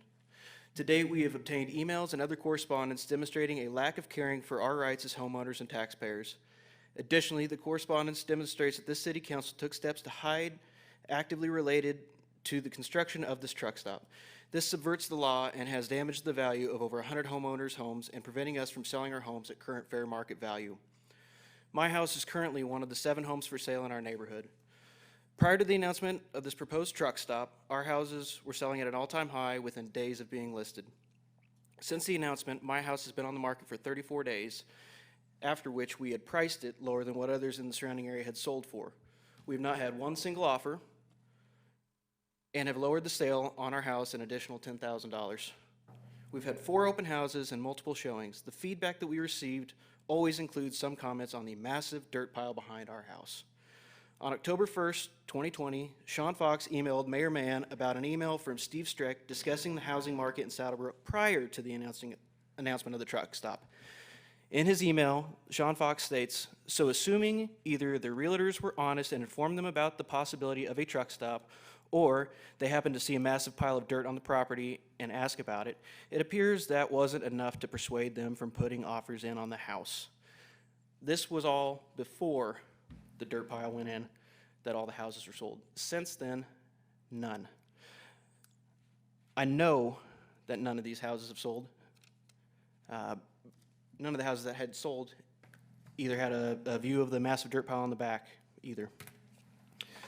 I currently work in Salina, and I made the choice to commute daily and planned on continuing that because of the wonderful neighborhood we chose to raise our 3 children in. As soon as we caught wind of the proposed changes, we placed our house on the market. We were the second house to do so with a view of the field, and the first house that went up before us also is not sold either. Prior to my job in Salina, I worked as an operations manager for a chemical distribution company. I oversaw route scheduling, truck drivers, and truck maintenance. I'm aware of many different issues that are not disclosed in any EPA or DOT reports, including antifreeze leaks, DEF systems not working properly, causing the trucks to idle at a 45% higher rate. We had 6 trucks that we purchased. 4 of the 6, for the first 2 years of owning them, were constantly in and out of the shop because we could not get them to stop idling all night long. They were constantly at overnight truck stops and being asked to move or to leave because they could not quiet it down enough to where anybody around them could sleep. We also had issues with theft, which included people breaking in, cutting our fence, and cutting into our diesel tanks trying to steal diesel, which caused diesel to spill on the ground. And yes, we had concrete all over as well, no asphalt. But the problem with that is then you have your stormwater drainage, and that's gonna get right into there. I don't care what he says about calling in KDHE or anything like that to clean up. It still takes time, and that will get into the drainage system. Especially if you have a bulk tanker with a valve that's leaking on the bottom of it. Truck drivers sleep all night, doesn't know that he's leaking, which could be consistent of multiple different hazardous chemicals such as caustic soda, sulfuric acid, muriatic acid, or other petroleum-based products. Along with those hazardous chemicals, you're going to have more runoff from the trucks if they do decide to put in a truck wash, or even from rainwater. Again, with the hazardous chemicals that are being loaded into bulk trailers, not all of that makes it in the trailer when it's being loaded. There's a lot of sloshing, spilling that gets all over the sides of it, in the wheels and the rims. When they get washed, where does all that go? The next issue that I've seen is the extreme road wear.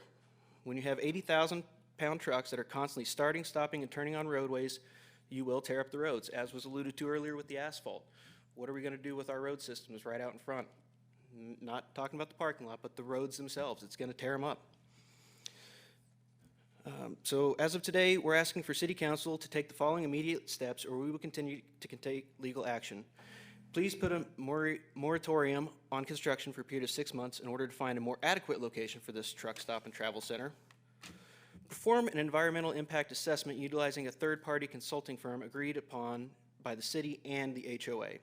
Require that the truck stop owner install any pollution controls that are recommended by the environmental impact assessment. Require the proposed truck stop owner to install better light and noise pollution controls along with all affected properties. And last but not least, identify a method for our HOA to recoup damages. Thank you. All right, Tyra?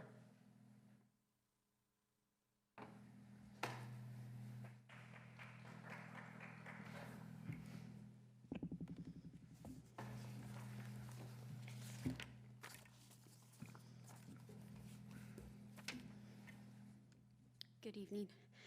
My name is Tyra Miles, and I'm a resident of Saddlebrook Addition. I have dedicated the last 13 years of my professional career working not only with survivors of human trafficking, but to put an end to it. I come here today as a concerned resident against a zoning change of the Saddlebrook Addition. I'm extremely disappointed in the zoning committee's decision to rezone the land connected to Saddlebrook residential community.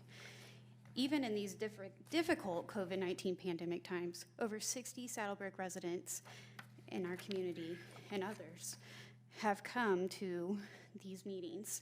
We've come to the city council hearing, we've come to the zoning, and we're here again tonight. We all know the risk, but we don't care because we know the zoning change is even greater.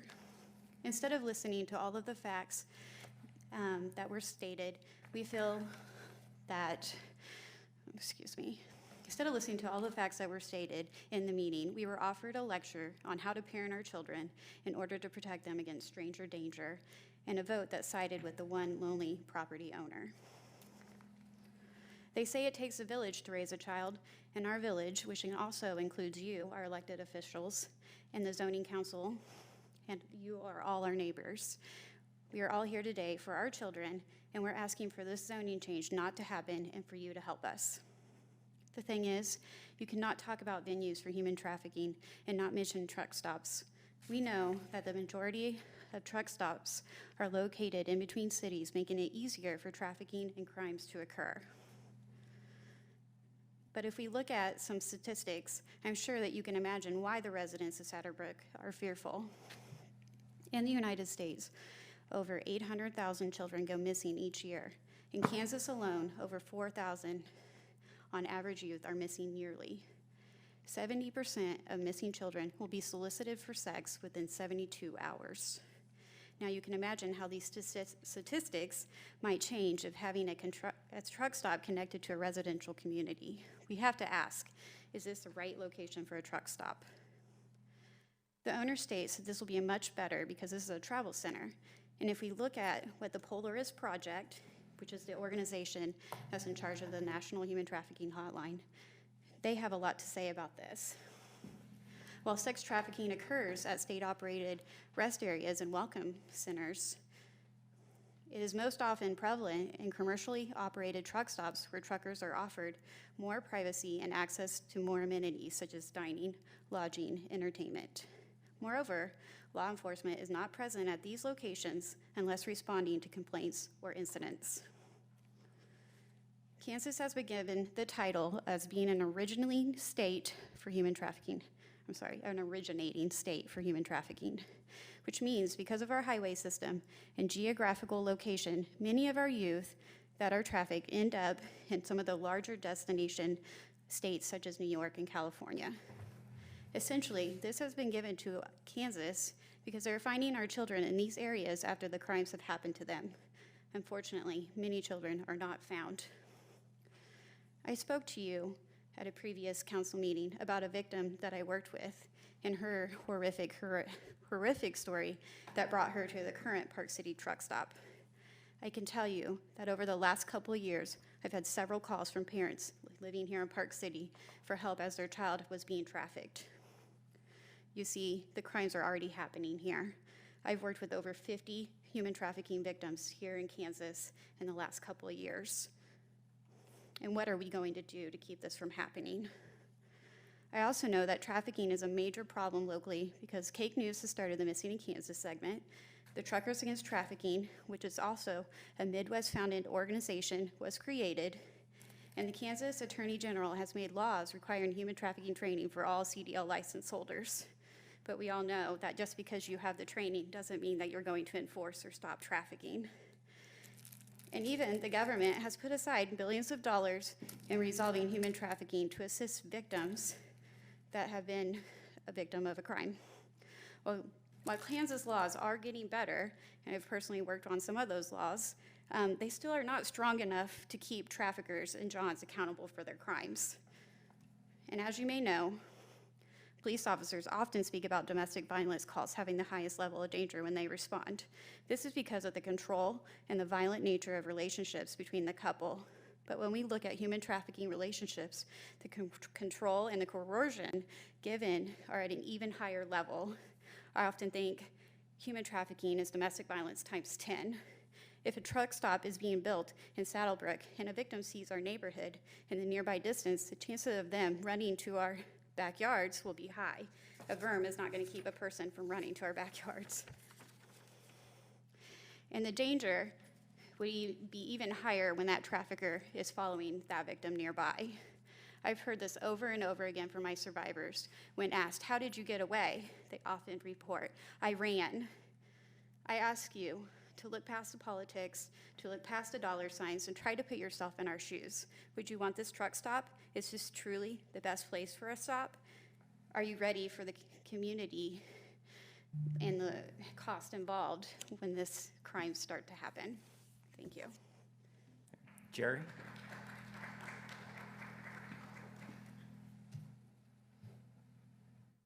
Hi, my name is Jerry Hawkins. I'm a resident of Valley Center.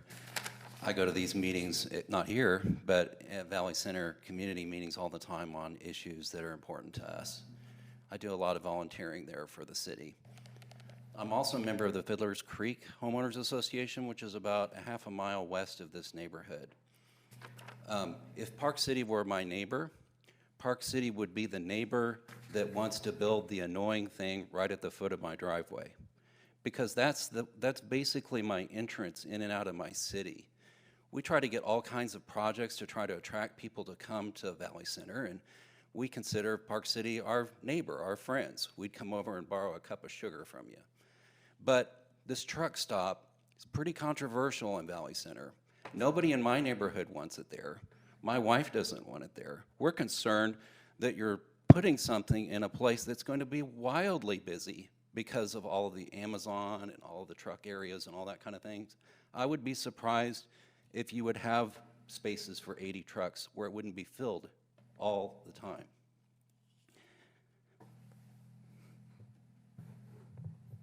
It's been suggested, and the reason why I brought the apple up here, it's been suggested that apart from overnight truck parking, all other aspects of this project would be permitted currently, as it's currently zoned.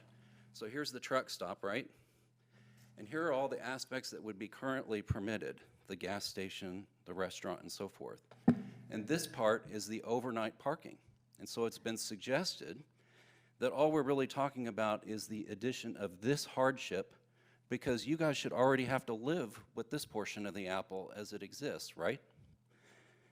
Well, if the difference between the current zoning, what's being asked for, is just this little sliver of the apple, the overnight parking, that's the measure of the hardship upon Valley Center and the neighbors and Saddlebrook and everybody else. It's just this sliver of the apple. Then shouldn't that also be the measure of the benefit of the truck stop? Hear me out. The measure of the economic gain to the public shouldn't be the things that are already permitted by existing zoning. It should be the measure of the things that are not permitted that should be permitted if the zoning change is approved. In order to compare apples to apples, or in this case, sliver of an apple to a sliver of an apple, weighing the benefits and the burdens, you should be looking at the same sliver, right? What's the benefit to the overnight trucking? What is the benefit to the overnight parking? The measure of the hardship to the applicant from denying the zone change would likewise only be the hardship for not giving him this sliver. It wouldn't be the hardship from not giving him a restaurant or a regular service station or any of the other things that are currently permitted there. So be fair. Don't talk about all the gains to the community. Don't talk about a $13 million investment in the project, and at the same time tell the residents of Saddlebrook and Valley Center that the only thing you ought to be complaining about is the overnight trucking parking. Now you might say, well, there's synergy, Hawkins, because when we put the apple back together, the sum is greater than the individual parts, right? There's synergy. You'll sell more hamburgers if you have overnight parking. Well, if you're going to consider the synergistic effects of putting permitted uses with unpermitted uses together, then you ought to consider the synergistic hardships of putting those things together too. So compare the apples to apples. Are we talking about this side, or are we going to talk about a seriously, ridiculously, wickedly busy truck stop right in the middle of Amazon world and right at the entrance of your neighbor?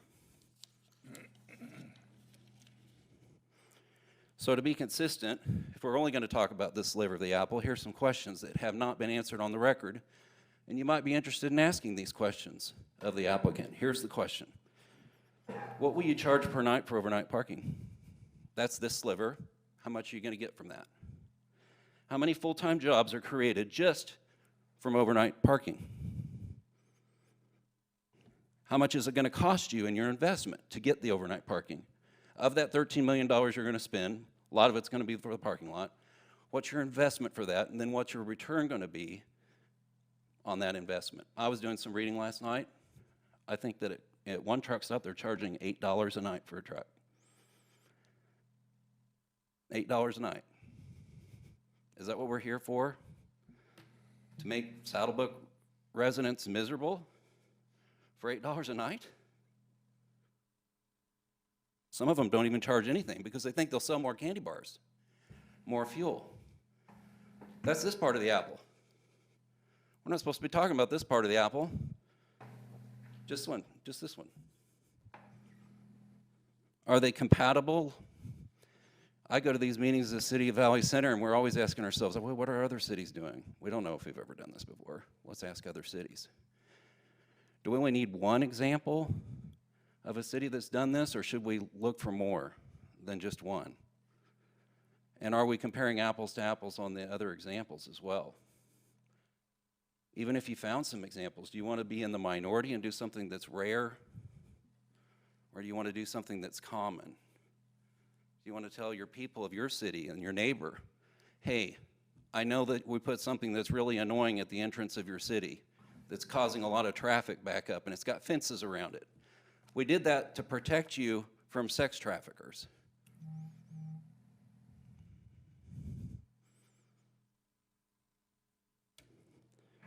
We don't want the truck stop there. We're not opposed to this apple. We just don't want the overnight parking there because whether you look at it individually, the benefit and the burden, it's not worth it. Or if you look at it collectively, you're going to put a wild and crazy apple right in a spot where it's going to take off like crazy. And when they come to you and say, well, we only used a certain portion or a certain number of acres, and they ask you for more space to do it, what are you going to tell them after you've already told them yes before? It's better to make, pull the Band-Aid off now, tell them now, no. They'll find another location. They can use the money from all this protective overlay expense and use it better in finding a more suitable location.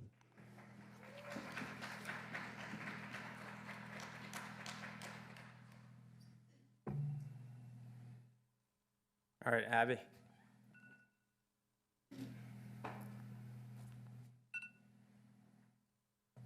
I apologize, I have my phone and not a piece of paper, but I can get the printer to work. First of all, if it's okay with you guys, I wanted to introduce myself to Lou. I'm Abby. My husband and I own the lot of land, or the property, that is within the 200 feet, so it's nice to finally meet you. I did want to ask you, since you know where all of us live, where you live. Where do I live? I live in Harbor Isle. I'd also like to ask what surrounds your property. Abby, I Yes. think if you want to talk with Lou later, I'm more than happy to let you do that. But right now, it's just, we're already beyond the 30 minutes, and if you want to address the council, please do. I think, Mr. Mayor, I'm sorry to interrupt. I think she was just going to ask a couple of questions as part of her speaking to the council. That was that's what I understood. Sorry to interrupt. Is it okay if he answers that question for me? I think it'd be more appropriate if you just address the council with what your concerns were. That's okay. I actually know the answer to it, so I can answer it myself. He lives in Harbor Isle, which is surrounded by lake, and there is a church, I believe, when I looked at the map. Anyways, thank you so much for letting me speak tonight. Thank you for letting us give some voice to our opposition. I wanted to especially thank those of you that responded to my emails. Mr. Lanier, I believe is how you pronounce your name. And thank you for accepting my invitation and coming and looking at our property personally. 3 years ago, my husband, myself, and our 2-year-old were standing on a small plot of land with our builder looking at spray painted lines on the ground, envisioning what our home would look like once the building process was complete. As young parents, we planned our home according to which room would be the safest for our daughter and how many bedrooms we would need to grow our family. We chose a layout that would put us at the front of our house, put our bedroom at the front of the house and our children in the back. In my head, I was thinking of the cliche thought that whoever is closest to the front door will be the first one to be affected if a home invasion or any other unwanted commotion occurred. 3 years ago, when staring at blueprints, I never imagined that the biggest threat to my family's security would be not what came through the front door, but rather our back door and our locked fence. When we received the official letter about the zoning change request, we are already well aware of the potential for industrial use of the land, as well as a truck stop, and our HOA board was already in conversations with us about how we as a neighborhood would fight this. A small section of my backyard is within the proposed zoning change buffer space. On the map, it's only a small sliver of the property that my husband and I work hard to own and care for. If you were staring only at the map, it would seem insignificant, but like I stated in my emails, air pollution and light pollution do not stop at a green border on a zoning map or at a small dirt pile with pretty grass on top. The noise from a 24-hour truck stop or travel center, as we were told that it was going to be, does not magically quiet itself once it reaches the top of a berm. And criminals and transients do not look at a zoning map and think, I can't go past this point. A dirt hill is the last thing that they will see as a barrier, and there is a reason that the saying running for the hills exists. An example of how a fix-all berm is completely inadequate source of protection or buffer is that there is currently a 30 to 40 foot pile of trash, basically, in place behind our house. Several evenings this past fall, there have been outdoor concerts at Hartman Arena, which is at least a mile from our front door. Even with the dirt pile that is in place currently, and the buffer that our house provides, we've been able to hear the music from these concerts while sitting on our driveway. This dirt pile is about 3 times as tall as what the minimum requirement for the berm has been stated to be. Currently, with the 30 to 40 foot trash pile, we can also see the lights from Camperland, which is on the south side of 85th. Lou stated that truckers live in a cocoon when traveling for work. Like many of us, our workspaces are not an ideal place to sleep. I respect that Lou wants to create a space that allows for improved conditions for truckers. I've been to many truck stops, or I think Lou actually wanted us to call them travel centers, but he did refer to them as truck stops tonight. I see the need for a well-run truck stop, and I'm not here to debate that. What I am here to say is that while truckers would have a wonderful place to rest while on the job, they would eventually get to return to their home, shower and eat in peace, and lay their heads down on a, sorry, my voice is shaking, on a comfortable bed in a quiet space. If a truck stop is placed in the backyards of an entire neighborhood, all 112 houses with anywhere from 400 to 500 residents, many of which are children, this same peace and quiet that truckers get to go home to after they clock out of work will no longer be a basic way of life that myself and my neighbors can enjoy.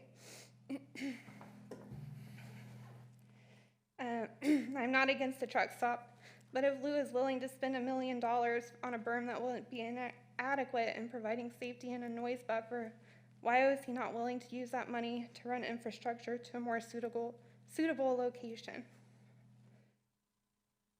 I am asking you, council members and mayor, to please think of the families you'll be affecting if you choose to vote yes to this zoning change, and to put yourself and your children and grandchildren in our place. How would that affect your vote? A total of over 6% of Park City's population lives in my neighborhood, and this zoning change will affect every single one of that 6%. We all care deeply for our families and our children's safety. Thank you. Thank you.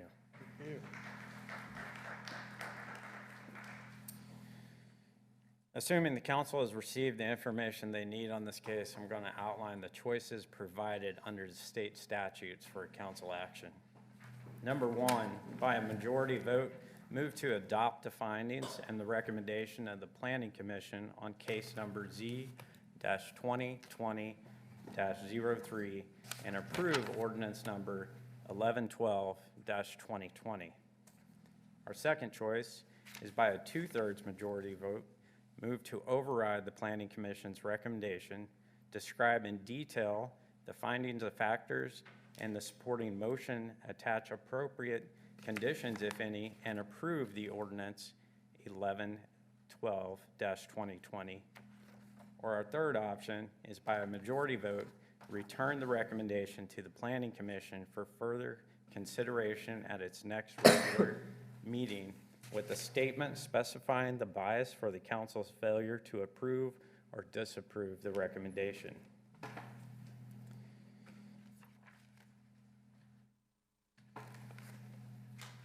So I'll just leave it to the council now if you have any more questions or any discussion, or if there is a recommendation.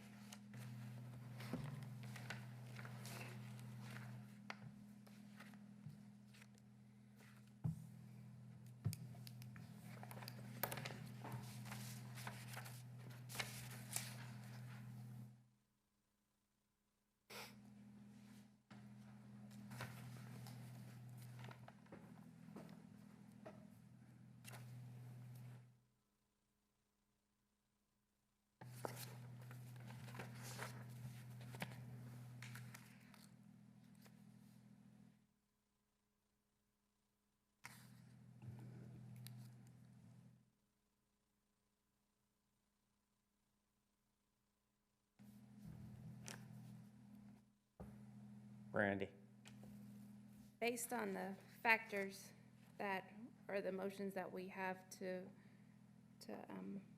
choose from, just because the way the rules and laws are laid out, I would make a motion to approve the change zoning district classification from C2 Service Business District to I1 Light Industrial District for property located north of 85th Street North and west of I-135 Highway, subject to conditions of protective overlay as presented. Is there a second? I'll second it. Melvin, second. Is there any further discussion? I'd like to say something. Go ahead, George.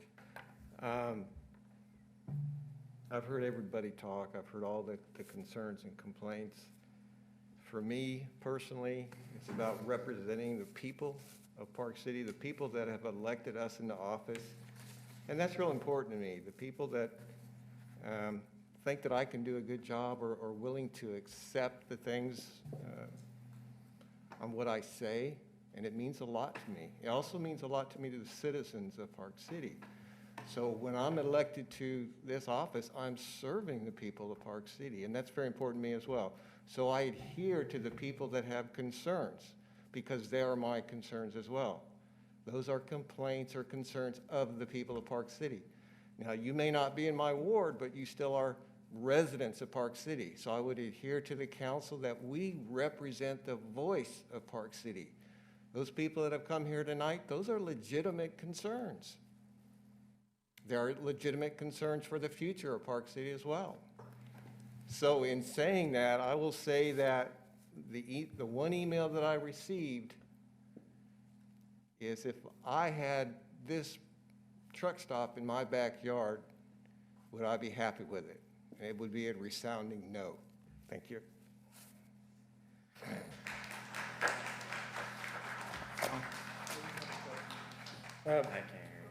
Does this, if this passes, does this also adopt the 17 findings of fact and the restrictive overlay that was attached to it? Yes.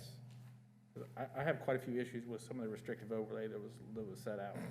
And one I mentioned earlier was about the fence. It's not even mentioned in the restrictive overlay. So I feel like this needs to be defined in the restrictive overlay. You're shaking your head, go ahead. Did I miss it? I'm sorry. It's item F. Restrictive overlay? Yeah. Does it define the type of fence or height of the fence? Sorry about that if I did miss it. F is a buffer with a combination of landscaping and an 8-foot screening fence shall be provided along the western edge of the overnight truck parking area. Great. Said buffer shall be included in the required landscape plan for review by the Planning Commission. Okay. Thank you. I'm sorry about that. Normally, I thought our normal procedure, we adopt the 17 findings of fact separate with the overlay, and then we do, I'm sorry, it's been a while, but. Doug, do you have a recommendation?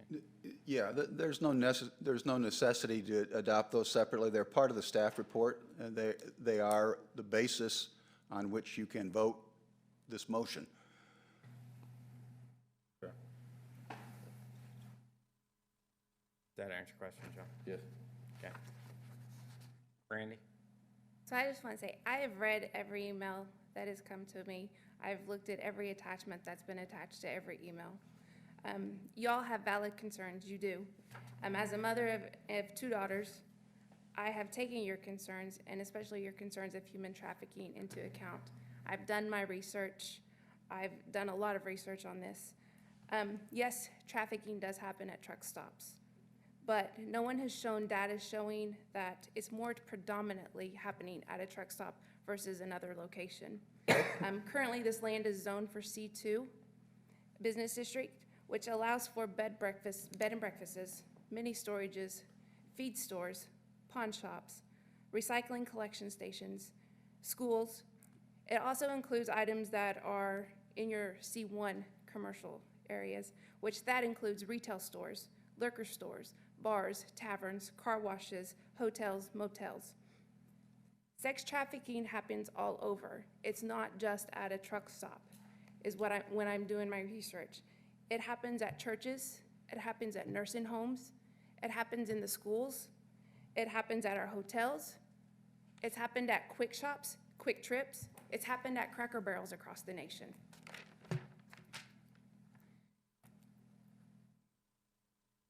When we talk about the city doing this for the dollars, I have this based on a $5 million project. I know Lewis said it's $13 million, but on a $5 million project, that's only $55,000 to the city of Park City in property tax revenue. That is not a windfall to the city of Park City. When we look at the buffers, no one has shown me what would be an appropriate buffer. It varies. Newark City, a buffer could be 25 feet. Wyoming, Montana, a buffer could be 2 to 3 miles. No one hasn't said what an appropriate buffer should be. When we talk about other locations of a truck stop in the state of Kansas, it's been mentioned a few times, Heston has one 28 miles up the road.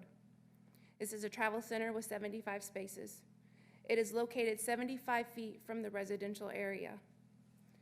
The closest resident, or it's located within 75 feet of the closest resident's property line, and it's 177.86 feet to the home's patio door. I applaud the applicant for staying 500 feet from your residential land. Like I said, currently it's zone C2, where we could have the feed stores, we can have the restaurants, we can have the hotels, we can have a gas station, we can have car sales, we can have busing happen here. It's been mentioned tonight that a car wash is a crime generator, but right now currently a car wash is allowed in this location. If we allowed these right now, there would be no zoning, we wouldn't have to go to planning and zoning, so there would be no requirements in place for what would the lighting and the signage laws or requirements be. There would be no requirement for a buffer or a berm there. So with this coming to the planning and zoning, we've now added where those requirements are there. There's requirements in this application for the lighting and the signage limitations. There's requirements now in there for a buffer to be in place. There's requirements saying what the building would have to look like. It's not allowing us just to put any metal building there and just be good with it. In the I-1 light industrial request, all we're allowing for is just this now, overnight truck parking. We're not allowing for these frozen food lockers, the agriculture feed and mixing, and the concrete mixing locations. That's some of the reasons that I have said that I recommend this, because we have to go off of the factors. And the factors, to me, have to come before you play into the emotions of it. And being an elected official, we have to make the tough decisions, and we have to look at the factors. Yeah, why don't you just represent us? All right. That's all I have. Okay. Ben?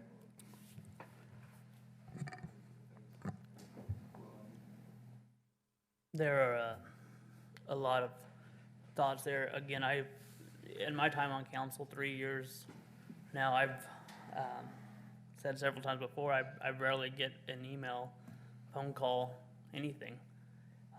And in the last 3 months, probably 50 emails thereabout. And I do want to say, first off, to each one of you that sent emails, thank you for taking the time to obviously care about your neighborhood, our city, making sure that your voice is heard. I appreciate that very, very much. I have, again, going back through, I'm a firm believer in personal property rights, and that goes to both directions. We have a gentleman here, or a company, LLC here, I believe, that owns a portion of land, 76 acres there. And within their ownership of land, I think, based upon what we have presented, they have the right to do appropriately what's within that. At the same time, I also understand that as a homeowner, one of your most sacred rights is that place you call home at night, and a place to feel safe and secure within that. Those ought to be taken into consideration. My concern with, there's a lot of talk, and until anything gets actually put in, that's all we're doing is talking. We can talk about how nice we want to make it, how great it was going to be, what type of security we might have, what type of fencing, and again, some of this is taken in the capital, in the protective overlay. But there's also a lot of just talk that until it's actually put into place, we don't know what that looks like. My concern or fear with that is that once it's approved, anything not listed in the protective overlay is subject to following through on maybe what was stated in a public meeting but no teeth to it. Or attempting it, and if it doesn't work out, then we're up a creek, I guess, to some degree. And so my concern is this, is that in 2 years, 3 years, 5 years, 10 years down the road, what does it look like if this development goes south? And though Lou has given us great assurances on how he would like to run this, if he was to sell in 2 years, there's no guarantees on some of these issues that have been brought up that those would continue. And maybe that's something we look at in a protective overlay adjustment. I don't know, I'm just saying that those are some of the concerns. The fencing, we have the one-sided fencing there just between 135 and the property line. And maybe I misunderstood this, so if I did, please correct me, but was that this fencing would be more of a surrounding for the whole truck stop area or the truck parking. And maybe I did misunderstand that, but that's the way I took it a little bit ago. One fence will provide obviously a little bit of a detraction between the highway and the truck stop, but it's not going to do anything as far as protecting the truck stop visibility to the residential. I understand we have the berm, but Hey, sorry for the interjection, but just to provide clarification, the applicant spoke tonight about fencing surrounding the truck parking. The Planning Commission recommended fencing a buffer to separate the west side of the truck traffic. Nothing along I-35 highway, nothing to the north of the truck parking, only along the west line. So you could think in the middle of the pavement where you would have the convenience store aspect of it, the travel center main building to the west, there would be a separation, and the truck parking would be between the off-ramp and this screening fence. So just to provide clarification. okay, thank you. I came in here, had both sheets presented from our staff, from Adam Jones, concerning the 17 findings of fact and what the opinions were concerning those there. And again, open-minded throughout this evening to see what the issues are, what the concerns are. I will say this, having received those, and like I said, I did read through all of them. You know, this is my first time really this is the longest conversation I've had with Lou in my time on city council. We've never had a conversation outside of this building. Until one spoke, I didn't know where he lived. And so when conversations are had or when emails are suggesting that council as a whole or council as individuals are taking part in under the counter or under the table ideas or plans, it seems more, and I want to be careful on this, but it's almost offensive because I've never met Lou really until tonight. And so when I receive communication saying, well, I'm in this back pocket, never met the guy. And that does not incite a lot of goodwill. I say that, though, to say this. My decision tonight cannot be based upon my feelings or emotions of how I receive an email or don't, or how I feel Lou communicated. My responsibility, according to the state statutes, I have to judge upon these 17 findings of fact. And for that case there, I'm still listening as others communicate. But I will say that one of my big frustrations on the receiving end is that there's a broad brush that's been painted against many in city and several on the council. And I would encourage you, just in communication-wise, get to know us on that. I'll be glad to have conversations in this, and I know we're limited in what we can do in this regard, but you know, that's probably been one of the most disconcerting portions of the communication there, is that part. So that's what I have at this point. All right. George? Well, I'm going to have to echo part of what Ben's saying. You know, I do not personally know Mr. Robelli. I've never met him. He's never bought me so much as a cup of coffee. But I got the emails insinuating I was in his hip pocket. I don't know the man. And for the fact, if anybody believes that, I'm not in anybody's hip pocket, period. I'm a grandfather and a great-grandfather, and I was insinuated that I didn't care about kids. You know, I felt like I was being attacked by people who didn't even know me before I'd even seen any of this. I found out about this when I read it in the paper. I never saw any of this stuff.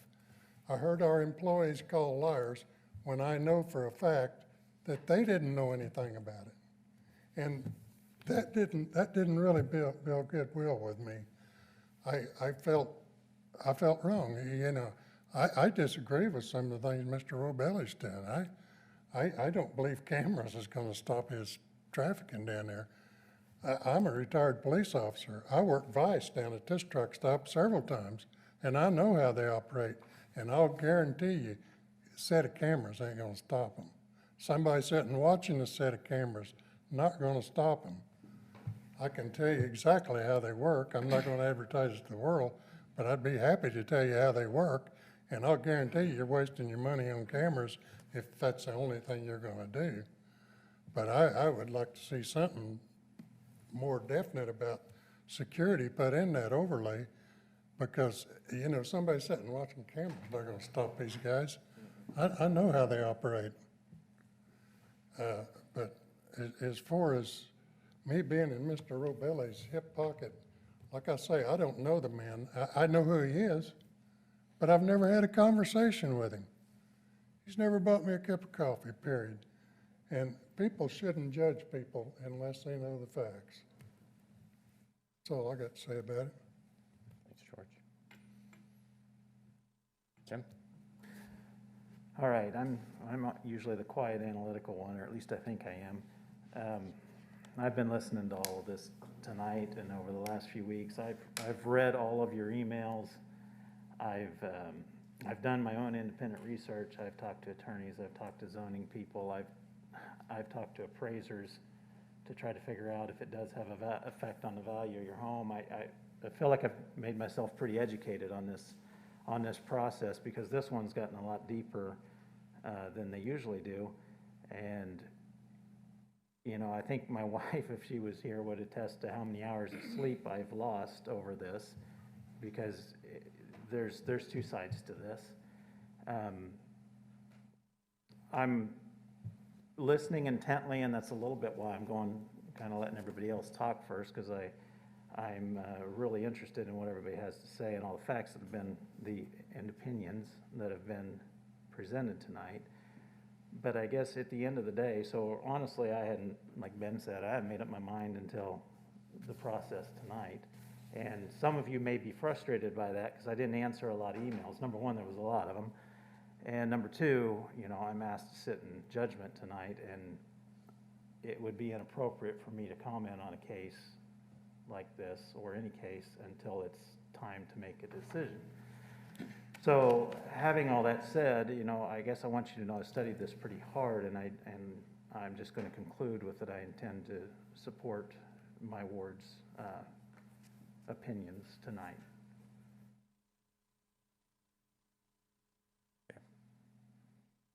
John? I guess I just want to make part of the record of, it's kind of long here, but I just typed some facts out of part of the findings of fact that I was questioned or had some disagreement with.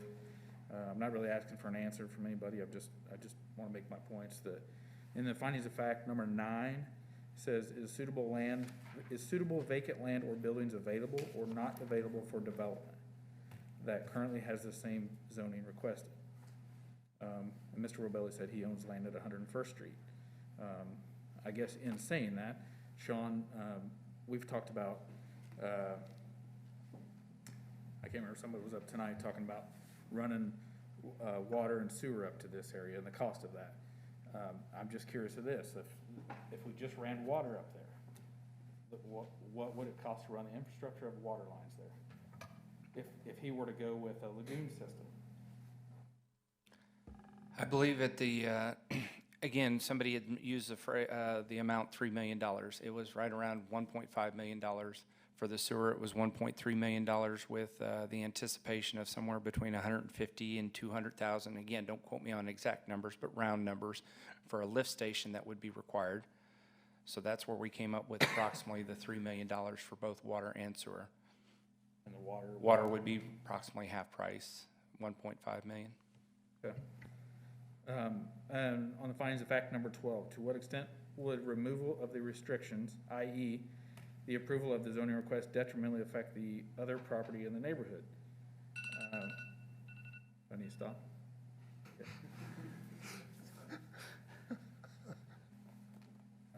The protective overlays don't fully protect the surrounding residential neighborhood that already exists.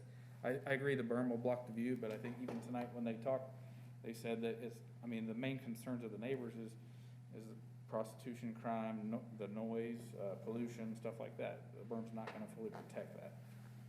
So I disagree with the finding on number 12. Overnight truck parking adds many concerns that detrimentally affect the environment. There'll be lighting, noise, air quality, criminal activity, which I know we can't say it devalues the property, but I do think that it's pretty easy and pretty common sense to say that it would be a less desirable place to live, especially like the property that was notified from this. I think that would be a less desirable place to live. I think the undeveloped areas of Bear Hill, the northwest quadrant of Bear Hill, and the northwest quadrant of Saddlebrook are still undeveloped, and we still have infrastructure in there that I think that would be less desirable for us to market and get sold.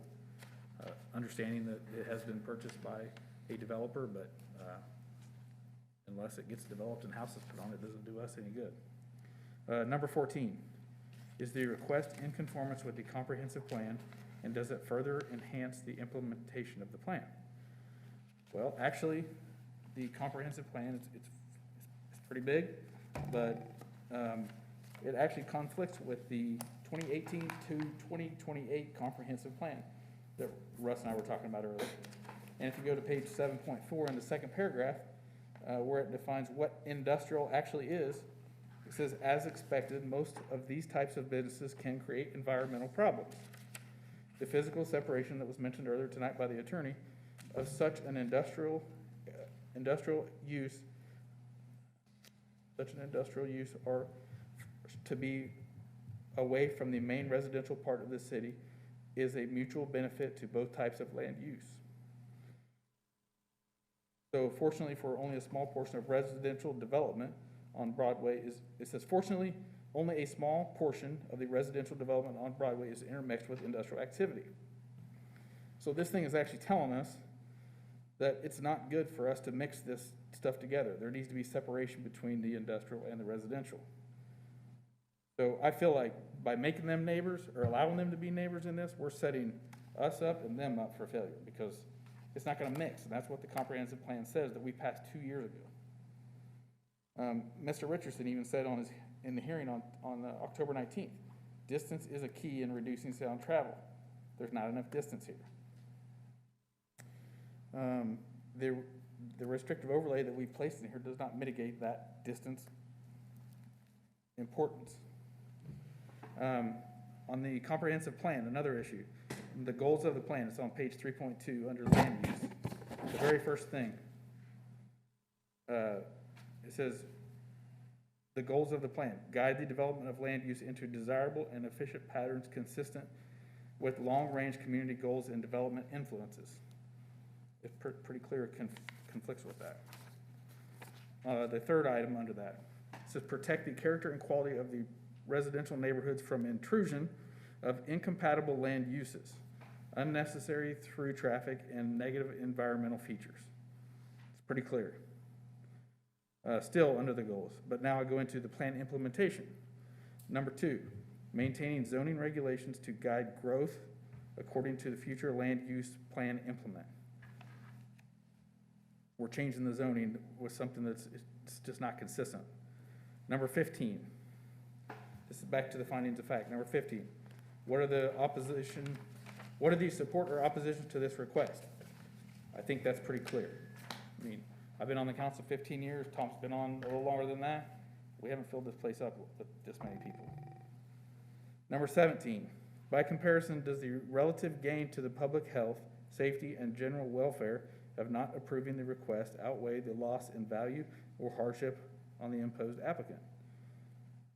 This request differs significantly from the current zoning, but that's why overnight parking requires industrial classification. I mean, it's called, and I mean, I understand he says some areas don't, but we call it industrial for overnight parking for a reason, because it's not commercial. It's different, it's not the same, it doesn't belong in a residential area.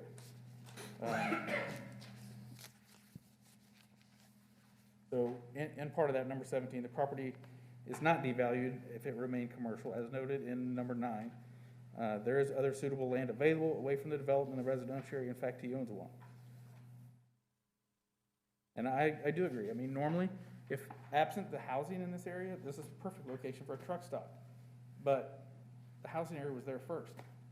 And I know in one of the other hearings, they talked about bringing a nuisance to it. And it's like the person that owned this property before Lou owned it, the person that owned it before it was developed as a neighborhood, obviously made a request and had this changed into a residential area. And I mean, yes, that changed what the potential of what the rest of this that surrounds it is, but they made that decision to do it. And I'm sure it affected the price, because most commercial property is worth more than residential property.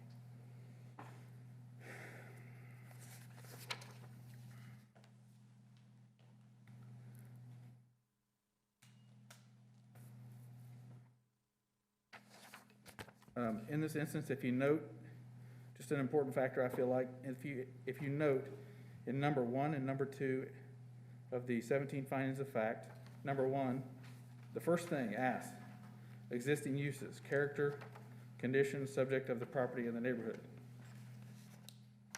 Number 2, what is the current zoning of the subject property and that of the surrounding neighborhood in relation to the requested change?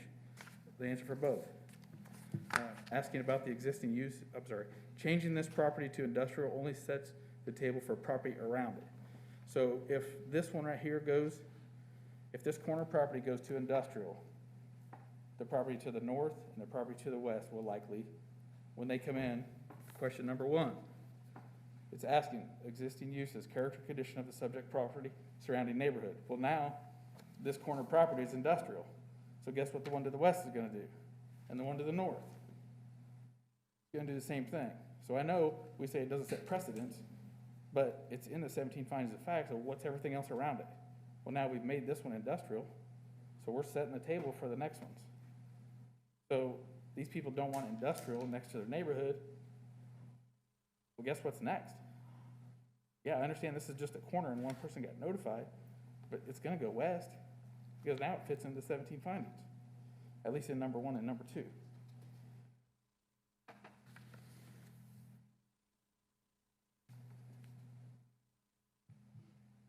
That's all, thank you. Okay.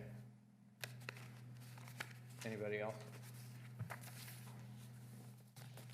Okay, got a motion and a second. Marlo, would you call the roll? Sean Lanier, Nay. George Glover, Nay. Ben Salcetta, Nay. Melvin Kerr, Yay. Tom Jones, Yay. George Capps. Yay. What do you say? Yay or nay? Yay. Brandy Bailey, Yay. Jim Schrader. Nay.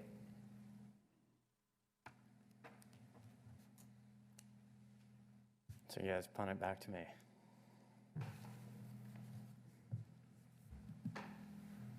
What did Tom vote? Tom, what was your vote? Yeah, I voted. Yeah.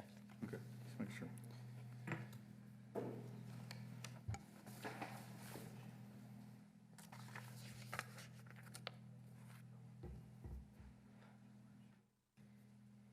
This is a pretty important decision, but I also want to address the citizens because like Ben and like George said, we got some pretty negative emails. I got I got a couple of phone calls that were respectful. They called and said, thanks for your service. We appreciate what you do. We're not in support of this, and I hope you say no. Got a couple of emails that said the same thing. I also got emails that said that we're all on the take. They were all a bunch of fat cats getting rich up here. And I can tell you right now, every one of the council members has worked very hard. They miss nights at home with their families, not 3 nights a week coming to meetings, but for years coming to meetings, dedicating their time to the city. Nobody up here is getting rich off of that. And it's pretty disrespectful, some of the comments that we got. I'm disappointed, and it's irritated me from a public service standpoint of what you try to do when you sit up here. You know, some people have been up here 10 years, some people have been up here 15 years, and it's disgusting, some of the emails that we got and the way we got treated. But I also listen to what goes on in the community. I'm gonna vote no on this so that it doesn't pass. But we do need a 2/3 majority vote to send this back, so I'll defer back. I can vote no, not to approve it. But for a next step, if we want to send it back, does it die here? To send it back is just a majority vote. Okay, but if we send it back, we need to give a recommendation to the planning commission on what they look for. So John's outlined several of the findings of fact. I gotta tell you though, I just don't believe there's anything that the planning commission can mitigate to get me to go with this. I don't believe this location is suitable for this truck stop. I believe this truck stop belongs further north out of town. Even Mr. Rubelli said tonight, and I get, Mr. Rubelli's done great things for Park City. A lot of people don't realize they even live in this town, the things he's done that's made this town better. But I also know Park City's been great to Mr. Rubelli. He would tell you that too. But I don't feel that this is suitable. It's in our comprehensive development plan that doesn't belong there. I mean, it is clear, it goes to 2028. We can update it any time. It's never been updated. I get that. Okay. But what your argument is sending it back to the planning commission to look at those things that you're identifying, and then they cannot approve it, and they can vote against it based off of the argument that you're putting out. So that's what I'm saying is. But, I'm sorry, Mayor. Go ahead, Doug.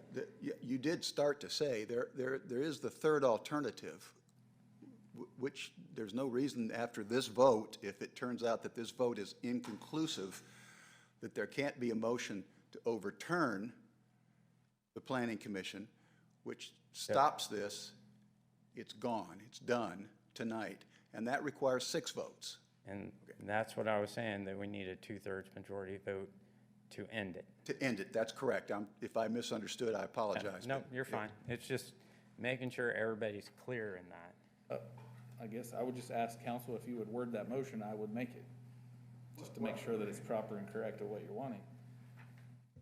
Is there a vote yet? I don't know if there's a vote on the motion that's on the floor. I voted against it. I'm sorry, I didn't pay attention then. So that failed. Yeah, so the motion for approval failed. A motion to overturn the recommendation of the planning commission and deny the application for the rezoning is the motion that then needs 6 votes to end this tonight. So moved. Okay, is there a second? I'd second that. Okay, George? Well, I was just going to say, I think we need to let this be a learning experience. You know, I understand how these people in Saddlebrook feel. I understand how they feel, but going forward, you know, man, I've traveled all over the United States. And what do you find at major interstate intersections? You find business. You know, why on earth we ever put a residential development next to the interstate up there is beyond me. I wasn't part of it, but it happened, and there's nothing we can do about it now. It's a nice community. It's a nice, beautiful community, and my heart's with them, but You know, I'm sincere. I didn't appreciate some of the insinuations that were made against us. They were unjust. You know, I have led a straight life, and, you know, I'm not on anybody's take, and I'm sure not in this for the money. You know what, you know what this pays? It's sure not the money. I'm not retiring next week, that's for sure. Mayor, the motion's been seconded. Yes. I really should have said to Councilman Lanier that your motion is based upon the comments that are previously made by you in the record, and that's the basis for your motion to overturn the Planning Commission's recommendation. That's what I meant to say, thank you. Jim, you're seconding. I would still second that. Ben, did you have a comment? Yeah, I do want to comment, because I know that I kind of kicked it off on that portion concerning the comments to us. And I do want to reiterate the fact that I do appreciate the time that each person took in that. And I know that the emotions run very, very high whenever it's something that affects your livelihood, your home, your person. I understand that. But I would also, you know, just as George mentioned, the learning experience too as well, is I think this is a great opportunity to, you know, whether it was the insinuation that, well, if we pass this, we're going to go to court. Okay, I mean, that can't be my basis for making a decision, is whether there's a underlying threat to not go along. And that's not the intent, I understand that. But again, I think very well reiterated here is that none of us here do this for the money, because it's just not that case. So we support you as citizens of Park City, the concerns that are valid and are real, and we look at it based upon the facts that, as John enumerated there on these ones very clearly, why we would be in opposition to it. And it has, again, I just want to reiterate, it has nothing to do with being in someone's pocket or not in someone's pocket, or feeling that if we don't respond a certain way, then there's going to be further actions. That's not on my radar. My radar is these things right here that we have to go through and have to answer accordingly. So thank you for the emails, but and I understand that it's a passionate issue. Well, I'd like to say one more thing, Mayor. You know, I hated that, but if you let statements like that go unchallenged, they become fact, and they're not fact. So I hated to bring it up, but, you know, when somebody accuses you of being dishonest, you got to defend yourself, and I did. I didn't want it to become fact, so that's where I stand. All right, we have a motion and a second on the floor. Marlo, would you call the roll? Mr. Mayor, what is the motion exactly? It was denial. John, would you please lay out the findings of fact? Russ had something to say. Well, I think he can make reference to his prior statement. Right. Without restating them all. And I was confused here, whether or not you wanted to use for for final action to approve, you could have used my findings of fact stated in the staff report. Since it flipped and now it's a recommendation, or it's a motion to deny the application, I couldn't recall whether or not earlier in your last set of comments, whether you simply wanted to reference Mr. Branham's 17 findings of fact, which refute the staff's findings of fact. Does that make sense, Doug? Yes. And maybe Cody, if there's clarification from them, I don't know what's appropriate. Could just allow me to comment. I think what Russ is asking for is that the basis of the vote to deny it and stop it here, we just want clarification on what is the basis of that. Is it John's oral comments here, or is his motion based on, would he present the motion based on the 17 findings of fact that were presented in my letter dated October 2nd, and then supplemented in my letter dated November 11th, which analyzes all 17 factors rather than just the handful that he just mentioned orally here. And so I think that's the clarification that is needed here, because if this vote, whatever the vote is, it opens the door for an appeal, and the district court is going to be looking at what are the basis by which the city council approved or denied this. So you need to be clear in the record for both parties' sakes to understand what are all the basis that you're denying this. So if John intended for the basis of the vote to deny it and stop it here is in accordance with the full 17 factors as I have analyzed it, I think that needs to be clarified in the record. If that's not his intention, so be it. And John, what I would say is your vote no was very specific to the items you outlined, and we need to hold true to that because that's what your comments were, and what you voted against was off of what you clarified in the findings. I mean, I feel like I need to review his before I would want to include his into mine. And I That's don't why know I it think verbatim, so I'm more comfortable with what I recited as I was speaking earlier. So would you please just cover the findings that cause your vote no?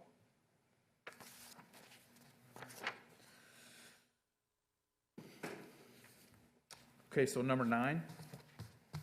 Yeah, I really did this, and it's on the record, isn't it? We need to go through each one of them again? Yes, because we've had council ask for clarification. Okay, number 9. Is suitable vacant land or buildings available for, or not available for development that currently has the same zoning request? That's Mr. Rebelli owns land at 101st Street. There is other land available as well. To what extent, number 12, to what extent would removal of the restrictions, i.e. the approval of the zoning request, detrimentally affect the property owner in the neighborhood? The protected overlays don't fully protect the surrounding residential neighborhood that already exists. The berm will block the view only. And also, when he talked tonight, the concerns that the residents have, the restrictive overlays don't protect them from that, as he mentioned as well. Overnight truck parking adds many concerns that detrimentally affect the environment, including lighting, noise, air quality, criminal activity, likely creating a less desirable residential area, especially the one notified property. This would also likely affect the yet-to-be-developed northwest quadrant of Bear Hill and Saddlebrook. An example would be Jake Breaks that Councilman Schroeder mentioned earlier. Also, I guess I did say this earlier, but there'll be 100 trucks of hazardous materials, potentially 100 trucks of potentially hazardous materials in the event of a fire, and now they're 500 feet away from a house. A tornado hits while they're there, parked within 500 feet of a residence. Number 14, is the request in conformance with the comprehensive plan, and does it further enhance the implementation of the plan? Answer to me, no. It conflicts with our 2018 to 28 plan. On page 7.4 or 7-4, the second paragraph, it defines what industrial is. As expected, most of these types of businesses can create environmental problems. The physical separation of such industrial from the main residential part of the city is a mutual benefit to both types of land. As I said, I think we're setting them both up for failure by allowing it. And then the plan goes on further and says, fortunately, luckily, only a small portion of the residential development on Broadway is intermixed with the industrial activity. This is telling us it's not a good thing to put these things this close together without some sort of a separation. Proving this would be setting the residents and applicants up for an incompatible neighborly situation. As Mr. Richardson said on the hearing on October 19th, distance is a key in reducing sound travel. We cannot add distance in a restrictive overlay. It's there, or it's not there. In the comprehensive plan, the goals on the plan, page 3-2, under land use, sorry. The first thing mentioned, it says the goals of the comprehensive plan. Guide the development of land use into desirable and efficient patterns consistent with long-range community goals and development influences. That was number 1. And I go down to the third one.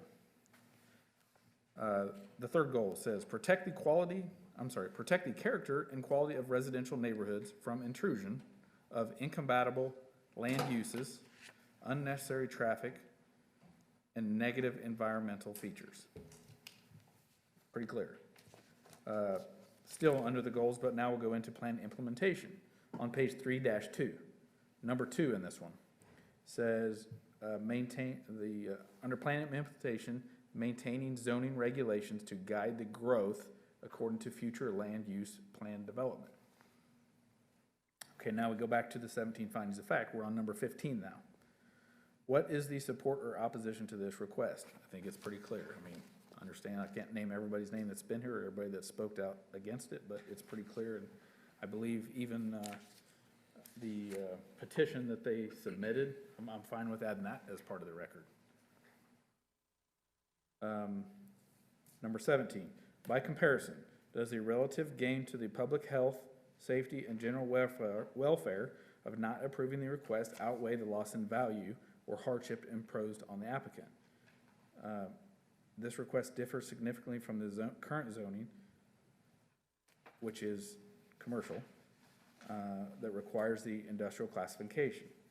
The property is not devalued and would still remain commercial as noted in number 9.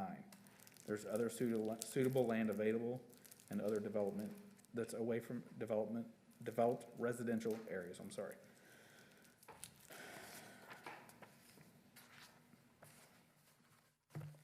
Then I also went further to mention, as we talked about the 17 findings of fact, it mentions, in this instance, if you note in number 1 and number 2 of the 17 findings of fact, number 1 asks about existing uses, character, condition of the subject property and the surrounding neighborhood.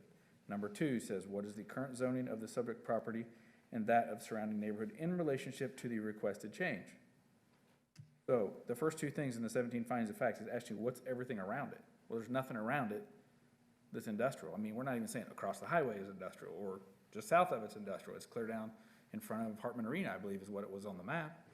So it's nothing even close to in here. Now, I understand this is on an interstate highway. This is also next to Broadway, which is an arterial route. However, a council before us and the landowner before us, before Lou owned it, decided to put residential in there.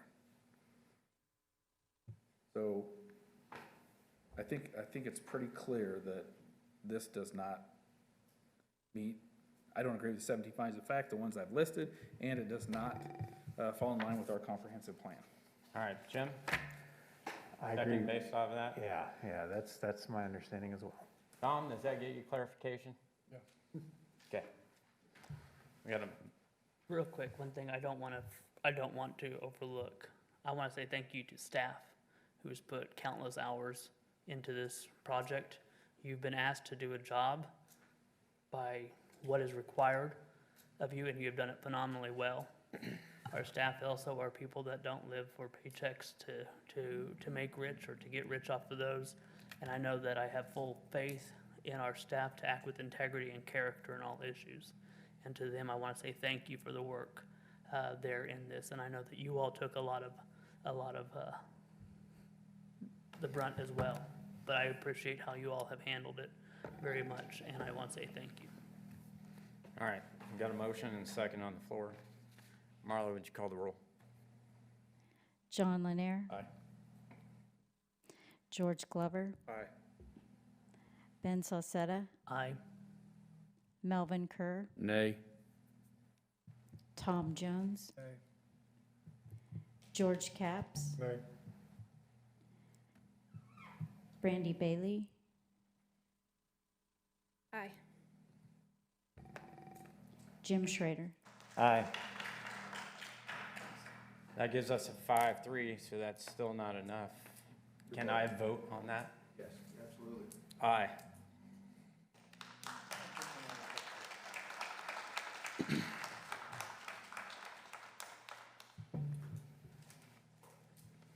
Lou? Yes, sir. By the final decision of the council on this matter, you have 30 days after tonight's action in which you can appeal to the district court. I will do that. All right. I want to thank everybody for participating in this matter. You're welcome to stay for the rest of the meeting as we continue to move on. I now call item 8. Discuss and consider the approval of the Park City Substation Addition and preliminary plat for property located 1/2 miles south of 61st Street North and 1/2 mile west of Hillside Avenue. Russ?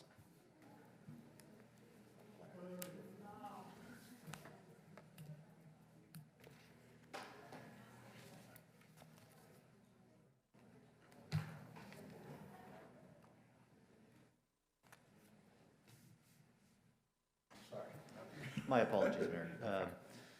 Russ Avey, Planning, interim zoning administrator. In this situation, I am the interim subdivision administrator. This is a fairly, probably one of the more simplistic plats we have. Approximately 10 years ago, at the time, Westar received approval on approximately a 6-acre tract of land almost in the center of the section between Hydraulic and Hillside North or south of 61st Street North for the installation of a utility substation to serve expanding growth in our Park City area. Over the course of that time, we had revised our zoning regulations to permit a utility substation outright, and the property was approved for I-1 light industrial zoning for simply that substation. To perfect the zoning and in order to actually begin construction, Evergy, as it is now known, filed a plat through their agent, Charles Brown, with PEC. Planning Commission approved this unanimously 7-0 during their October 19th, 2020 Planning Commission hearing with no alterations or conditions. Okay. Does anybody have any questions, Russ, on this? Ben? No, I'd go ahead and move to approve the Park City Substation Addition, a preliminary plat for property located 1/2 mile south of 61st Street North and 1/2 mile west of Hillside Avenue with the following conditions. 1, if necessary, a drainage plan shall be approved by the city per Article 5-101. Okay, is there a second? George? I'll second the motion. Okay, got a motion and a second. Not seeing any further discussion. All those in favor signify by saying aye. Aye. Opposed? And that motion passes 8-0. That brings us to item 9, which is discuss and consider approval of the vacation of a portion of a 20-foot utility easement on Lot 3, Block 2, Bear Hill Estates Edition, located at 1501 East Fallbrook Street. Russ?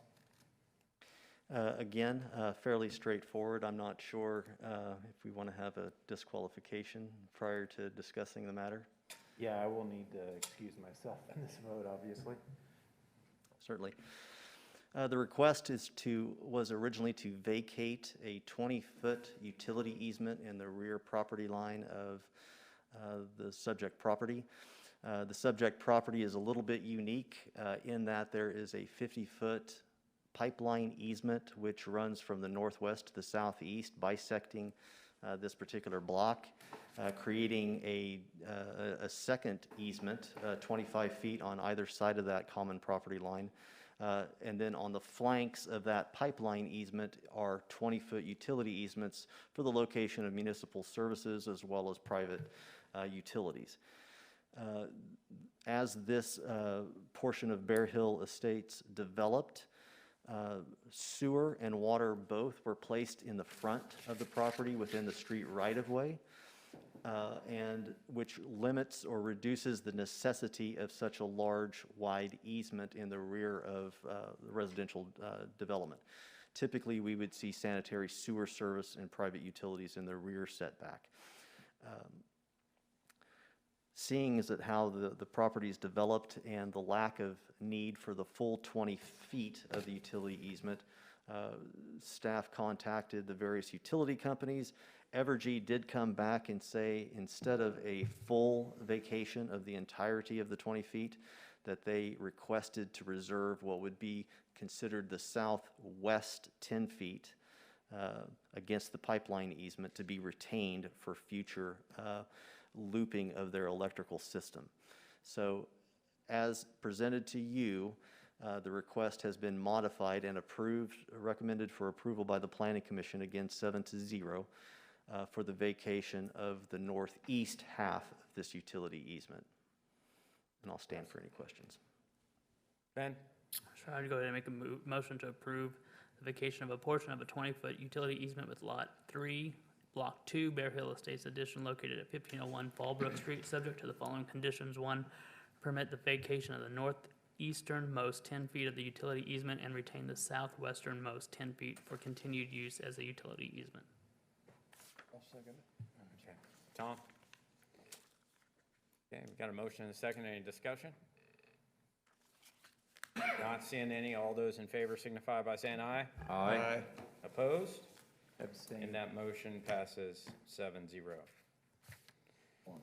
The next item on the agenda is item 10, which is discuss and consider approval of the contract with Baughman Company, PA, for engineering and design of water main improvements of 69th Street North from Broadway. Sean? Yes, good evening, Mayor and Council. This one may catch a couple council members by surprise because this has been rather quick to develop, and hopefully after I explain it, you can understand why. Rural Water District 2 currently has a 3-inch water line that starts at the northwest corner of 77th and Broadway. It goes under Broadway, and then it goes under 77th, and then runs along the east side of Broadway all the way down to 69th Street. There's a graphic up there that I put up. It's basically the yellow line at the bottom. I'm sorry, so that we could capture it all. North is on the left side of the page, if that makes sense.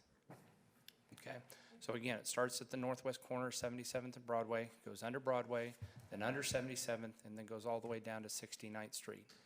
When it gets to 69th and Broadway, it turns into a 2-inch water line.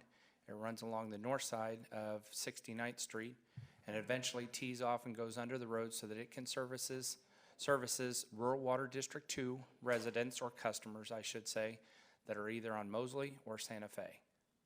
Does that make sense? Okay. The presence of this water line and the associated easement that goes along with it, obviously it has created some engineering challenges for the development that's occurring at 69th and Broadway of the adjacent parcel. And it also presents an unknown or future liability to the improvements themselves. That pipe right there, we don't know, it's probably somewhere between 40 and 60 years old. But it's right at the entrance of the new development that's going on at 69th and Broadway. So working with Rural Water District 2, the developers of the land both adjacent to Broadway as well as Lou Rebelli's property adjacent to 69th Street, and the construction company that is currently doing the work at the Amazon location, staff has developed and is proposing this plan whereas the city would install a new 8-inch water line, tapping off our existing 12-inch water line main at Broadway and 69th, and then running along the north side of 69th Street. So if I take a look at that, I don't have it presented on this graphic, but at 69th and Broadway, the city has a 12-inch water main that runs along the western edge of Broadway. It goes all the way up until you get right around 81 Speedway, then it dips under Broadway and goes up the eastern side of Broadway going north. So what we're looking at doing is tapping in off the 12-inch water main at 69th and Broadway, go under the road, and then run along the north side of 69th Street. An 8-inch line is very important because of the fact now we can put fire hydrants on there, and that affords some kind of protection, fire protection for the residents along Mosley and Santa Fe, which are not in our city limits, but it provides them protection that they've never had before. Okay. Once completed, Rural Water District 2 has agreed that they would abandon their lines in the associated easement, and Park City would assume the responsibility of providing water service to all former Rural Water District customers south of 77th Street. So, to me, the reason why this is good, and I'm going off script a little bit, it's a win-win-win in my mind for everybody involved. For Amazon, it takes away a future liability that they have because right now they've got 4 different driveways that they are engineering or proposing going into their site. 2 of the drives we know at a minimum are going to be for heavy truck traffic. So having that 3-inch line that's 40 to 60 years old sitting down below that, it creates a liability for them in the future. By getting rid of the easement, it's good for Rural Water District 2, because they incur the cost of providing water service to those residents. If they don't have to provide water service to those residents, then they don't incur that cost. So in some respects, it could be seen as a net neutral cash position for Rural Water District 2. But that's not entirely correct because of our 20-year loss settlement. We have to pay them $250 to install a new meter, plus we have to pay them 17% for residential units, anything within the district. We'd have to pay that one way or another. It's good for Lou Rebelli because right now, all of his development that's up against, adjacent to the highway, is tapped in off a line at 77th Street. So it runs all the way down, and it's a dead-end loop, or it's a dead end, not a loop. So there's not the best water quality, but that's okay, it's primarily warehouses. If we take it all the way over to Aircap Drive, we can loop the system, so now he has better fire protection for all of his businesses, better quality. And then finally, the actual customers, the current existing customers for Rural Water District 2. What they pay to Rural Water District 2 right now, we won't get into. All I can say is, even though they would not be in the city, we charge 1.5% our regular water rates. And if you factor in paying that 1.5% plus the 17% surcharge, those Rural Water District 2 customers will still probably pay half of what they have been paying. So again, win-win-win all the way around. But we're trying to make some things go in a hurry. So attached is a proposed scope of service and fees for Baughman Company to design the new water line. Why Baughman? Because of the fact they're already working with Amazon. They're already halfway through this and know the topography rather well. Staff has obtained initial concurrence from both developers, and we're working on a three-way, now a four-way agreement, whereas the two developers in the city would each pay or be reimbursed 1/3 of the total cost of the improvements, including engineering design. The reason why it's a four-way agreement is we've now included Rural Water District 2 to make certain that they have concurred and said, yes, we will abandon the easement. So far, they've met on this, and they're supportive of this concept. So staff is anticipating presenting that agreement, the four-way agreement, on the November 24th council meeting, but also at the same time, it's going to come real quick. I'll present you a project authorization resolution and an actual construction contract for the construction of it, more than likely with the company that is already out there right now doing the construction for Amazon. They're already there. They can start laying the pipe as well. The anticipated completion of the new water line would be towards the end of January at the latest of 2021. It is unbudgeted CIP, I get that. Right now, the current estimate of the whole project is somewhere between $184,000 and $189,000. And again, we've gotten concurrence initially. We're working on the agreement both with Amazon as well as Lou Rebelli that, hey, we're in for a third, our fair share. So staff recommends approval and authorizing the mayor to finalize and execute a contract with Baughman in an amount not to exceed $23,900. And of course, I can answer any questions that council may have. This is really a good thing for all parties involved, especially the people that are serviced by that. And when you look at the infrastructure coming in, having a newer line underneath there, larger, it's going to service us better in the future, and especially when we can split that cost 3 ways.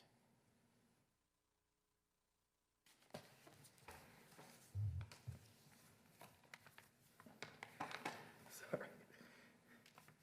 Jim? I really have no questions on this. I think you explained it well, and I track. So I would move to authorize the mayor to finalize and execute a contract with Baughman Company, PA, in the amount not to exceed $23,900 for engineering and design of a water main improvements north of 69th Street North from Broadway to 135 to be paid from the Capital Projects Fund. Second. Second by John. Yep. Any further discussion? Not seeing any. All those in favor signify by saying aye. Aye. Opposed? And that motion passes 8-0. Thanks, everybody. Tonight was hard. I know you all did your diligence and a lot of hard work on both sides. That goes for staff and council. I appreciate the hard work. And I know I fielded a lot of phone calls from you. I know a lot of you lost a lot of sleep kicking this back and forth. Thank you. Jim? I can't add anything that hasn't already been said tonight, so no comments. Brandy? I just want to say thanks, John. I appreciate your input on the factors of finding, because your understanding of it was very different from my understanding of it, so it just made me rethink some things, so thank you. I appreciate the discussion. Okay, George? Well, I guess the best way I could sum my feelings up is I'm confused, or maybe I'm just getting old, but I'll let it go at that. Tom? Melvin? I'm good. Ben? Happy Veterans Day tomorrow to all of those who have served our country. George? Yeah, I thought we had good discussion tonight. I'd like to see more interaction with our residents, with our council. I think there's been a lack of that, so I was appreciative to all the residents that came tonight, and other folks as well that gave their input. As with COVID and the spikes going up, always check on your neighbors and your friends, just elderly people that you know, to kind of check on them, make sure they're okay. And also the veterans, I wanted to thank you for just serving our country and what you do. Thank you. And John? You know, also I gotta say, hand it to the planning commission, because they spent some serious time on this thing too. So I say thanks to them, and I know, we overturned all of what they did,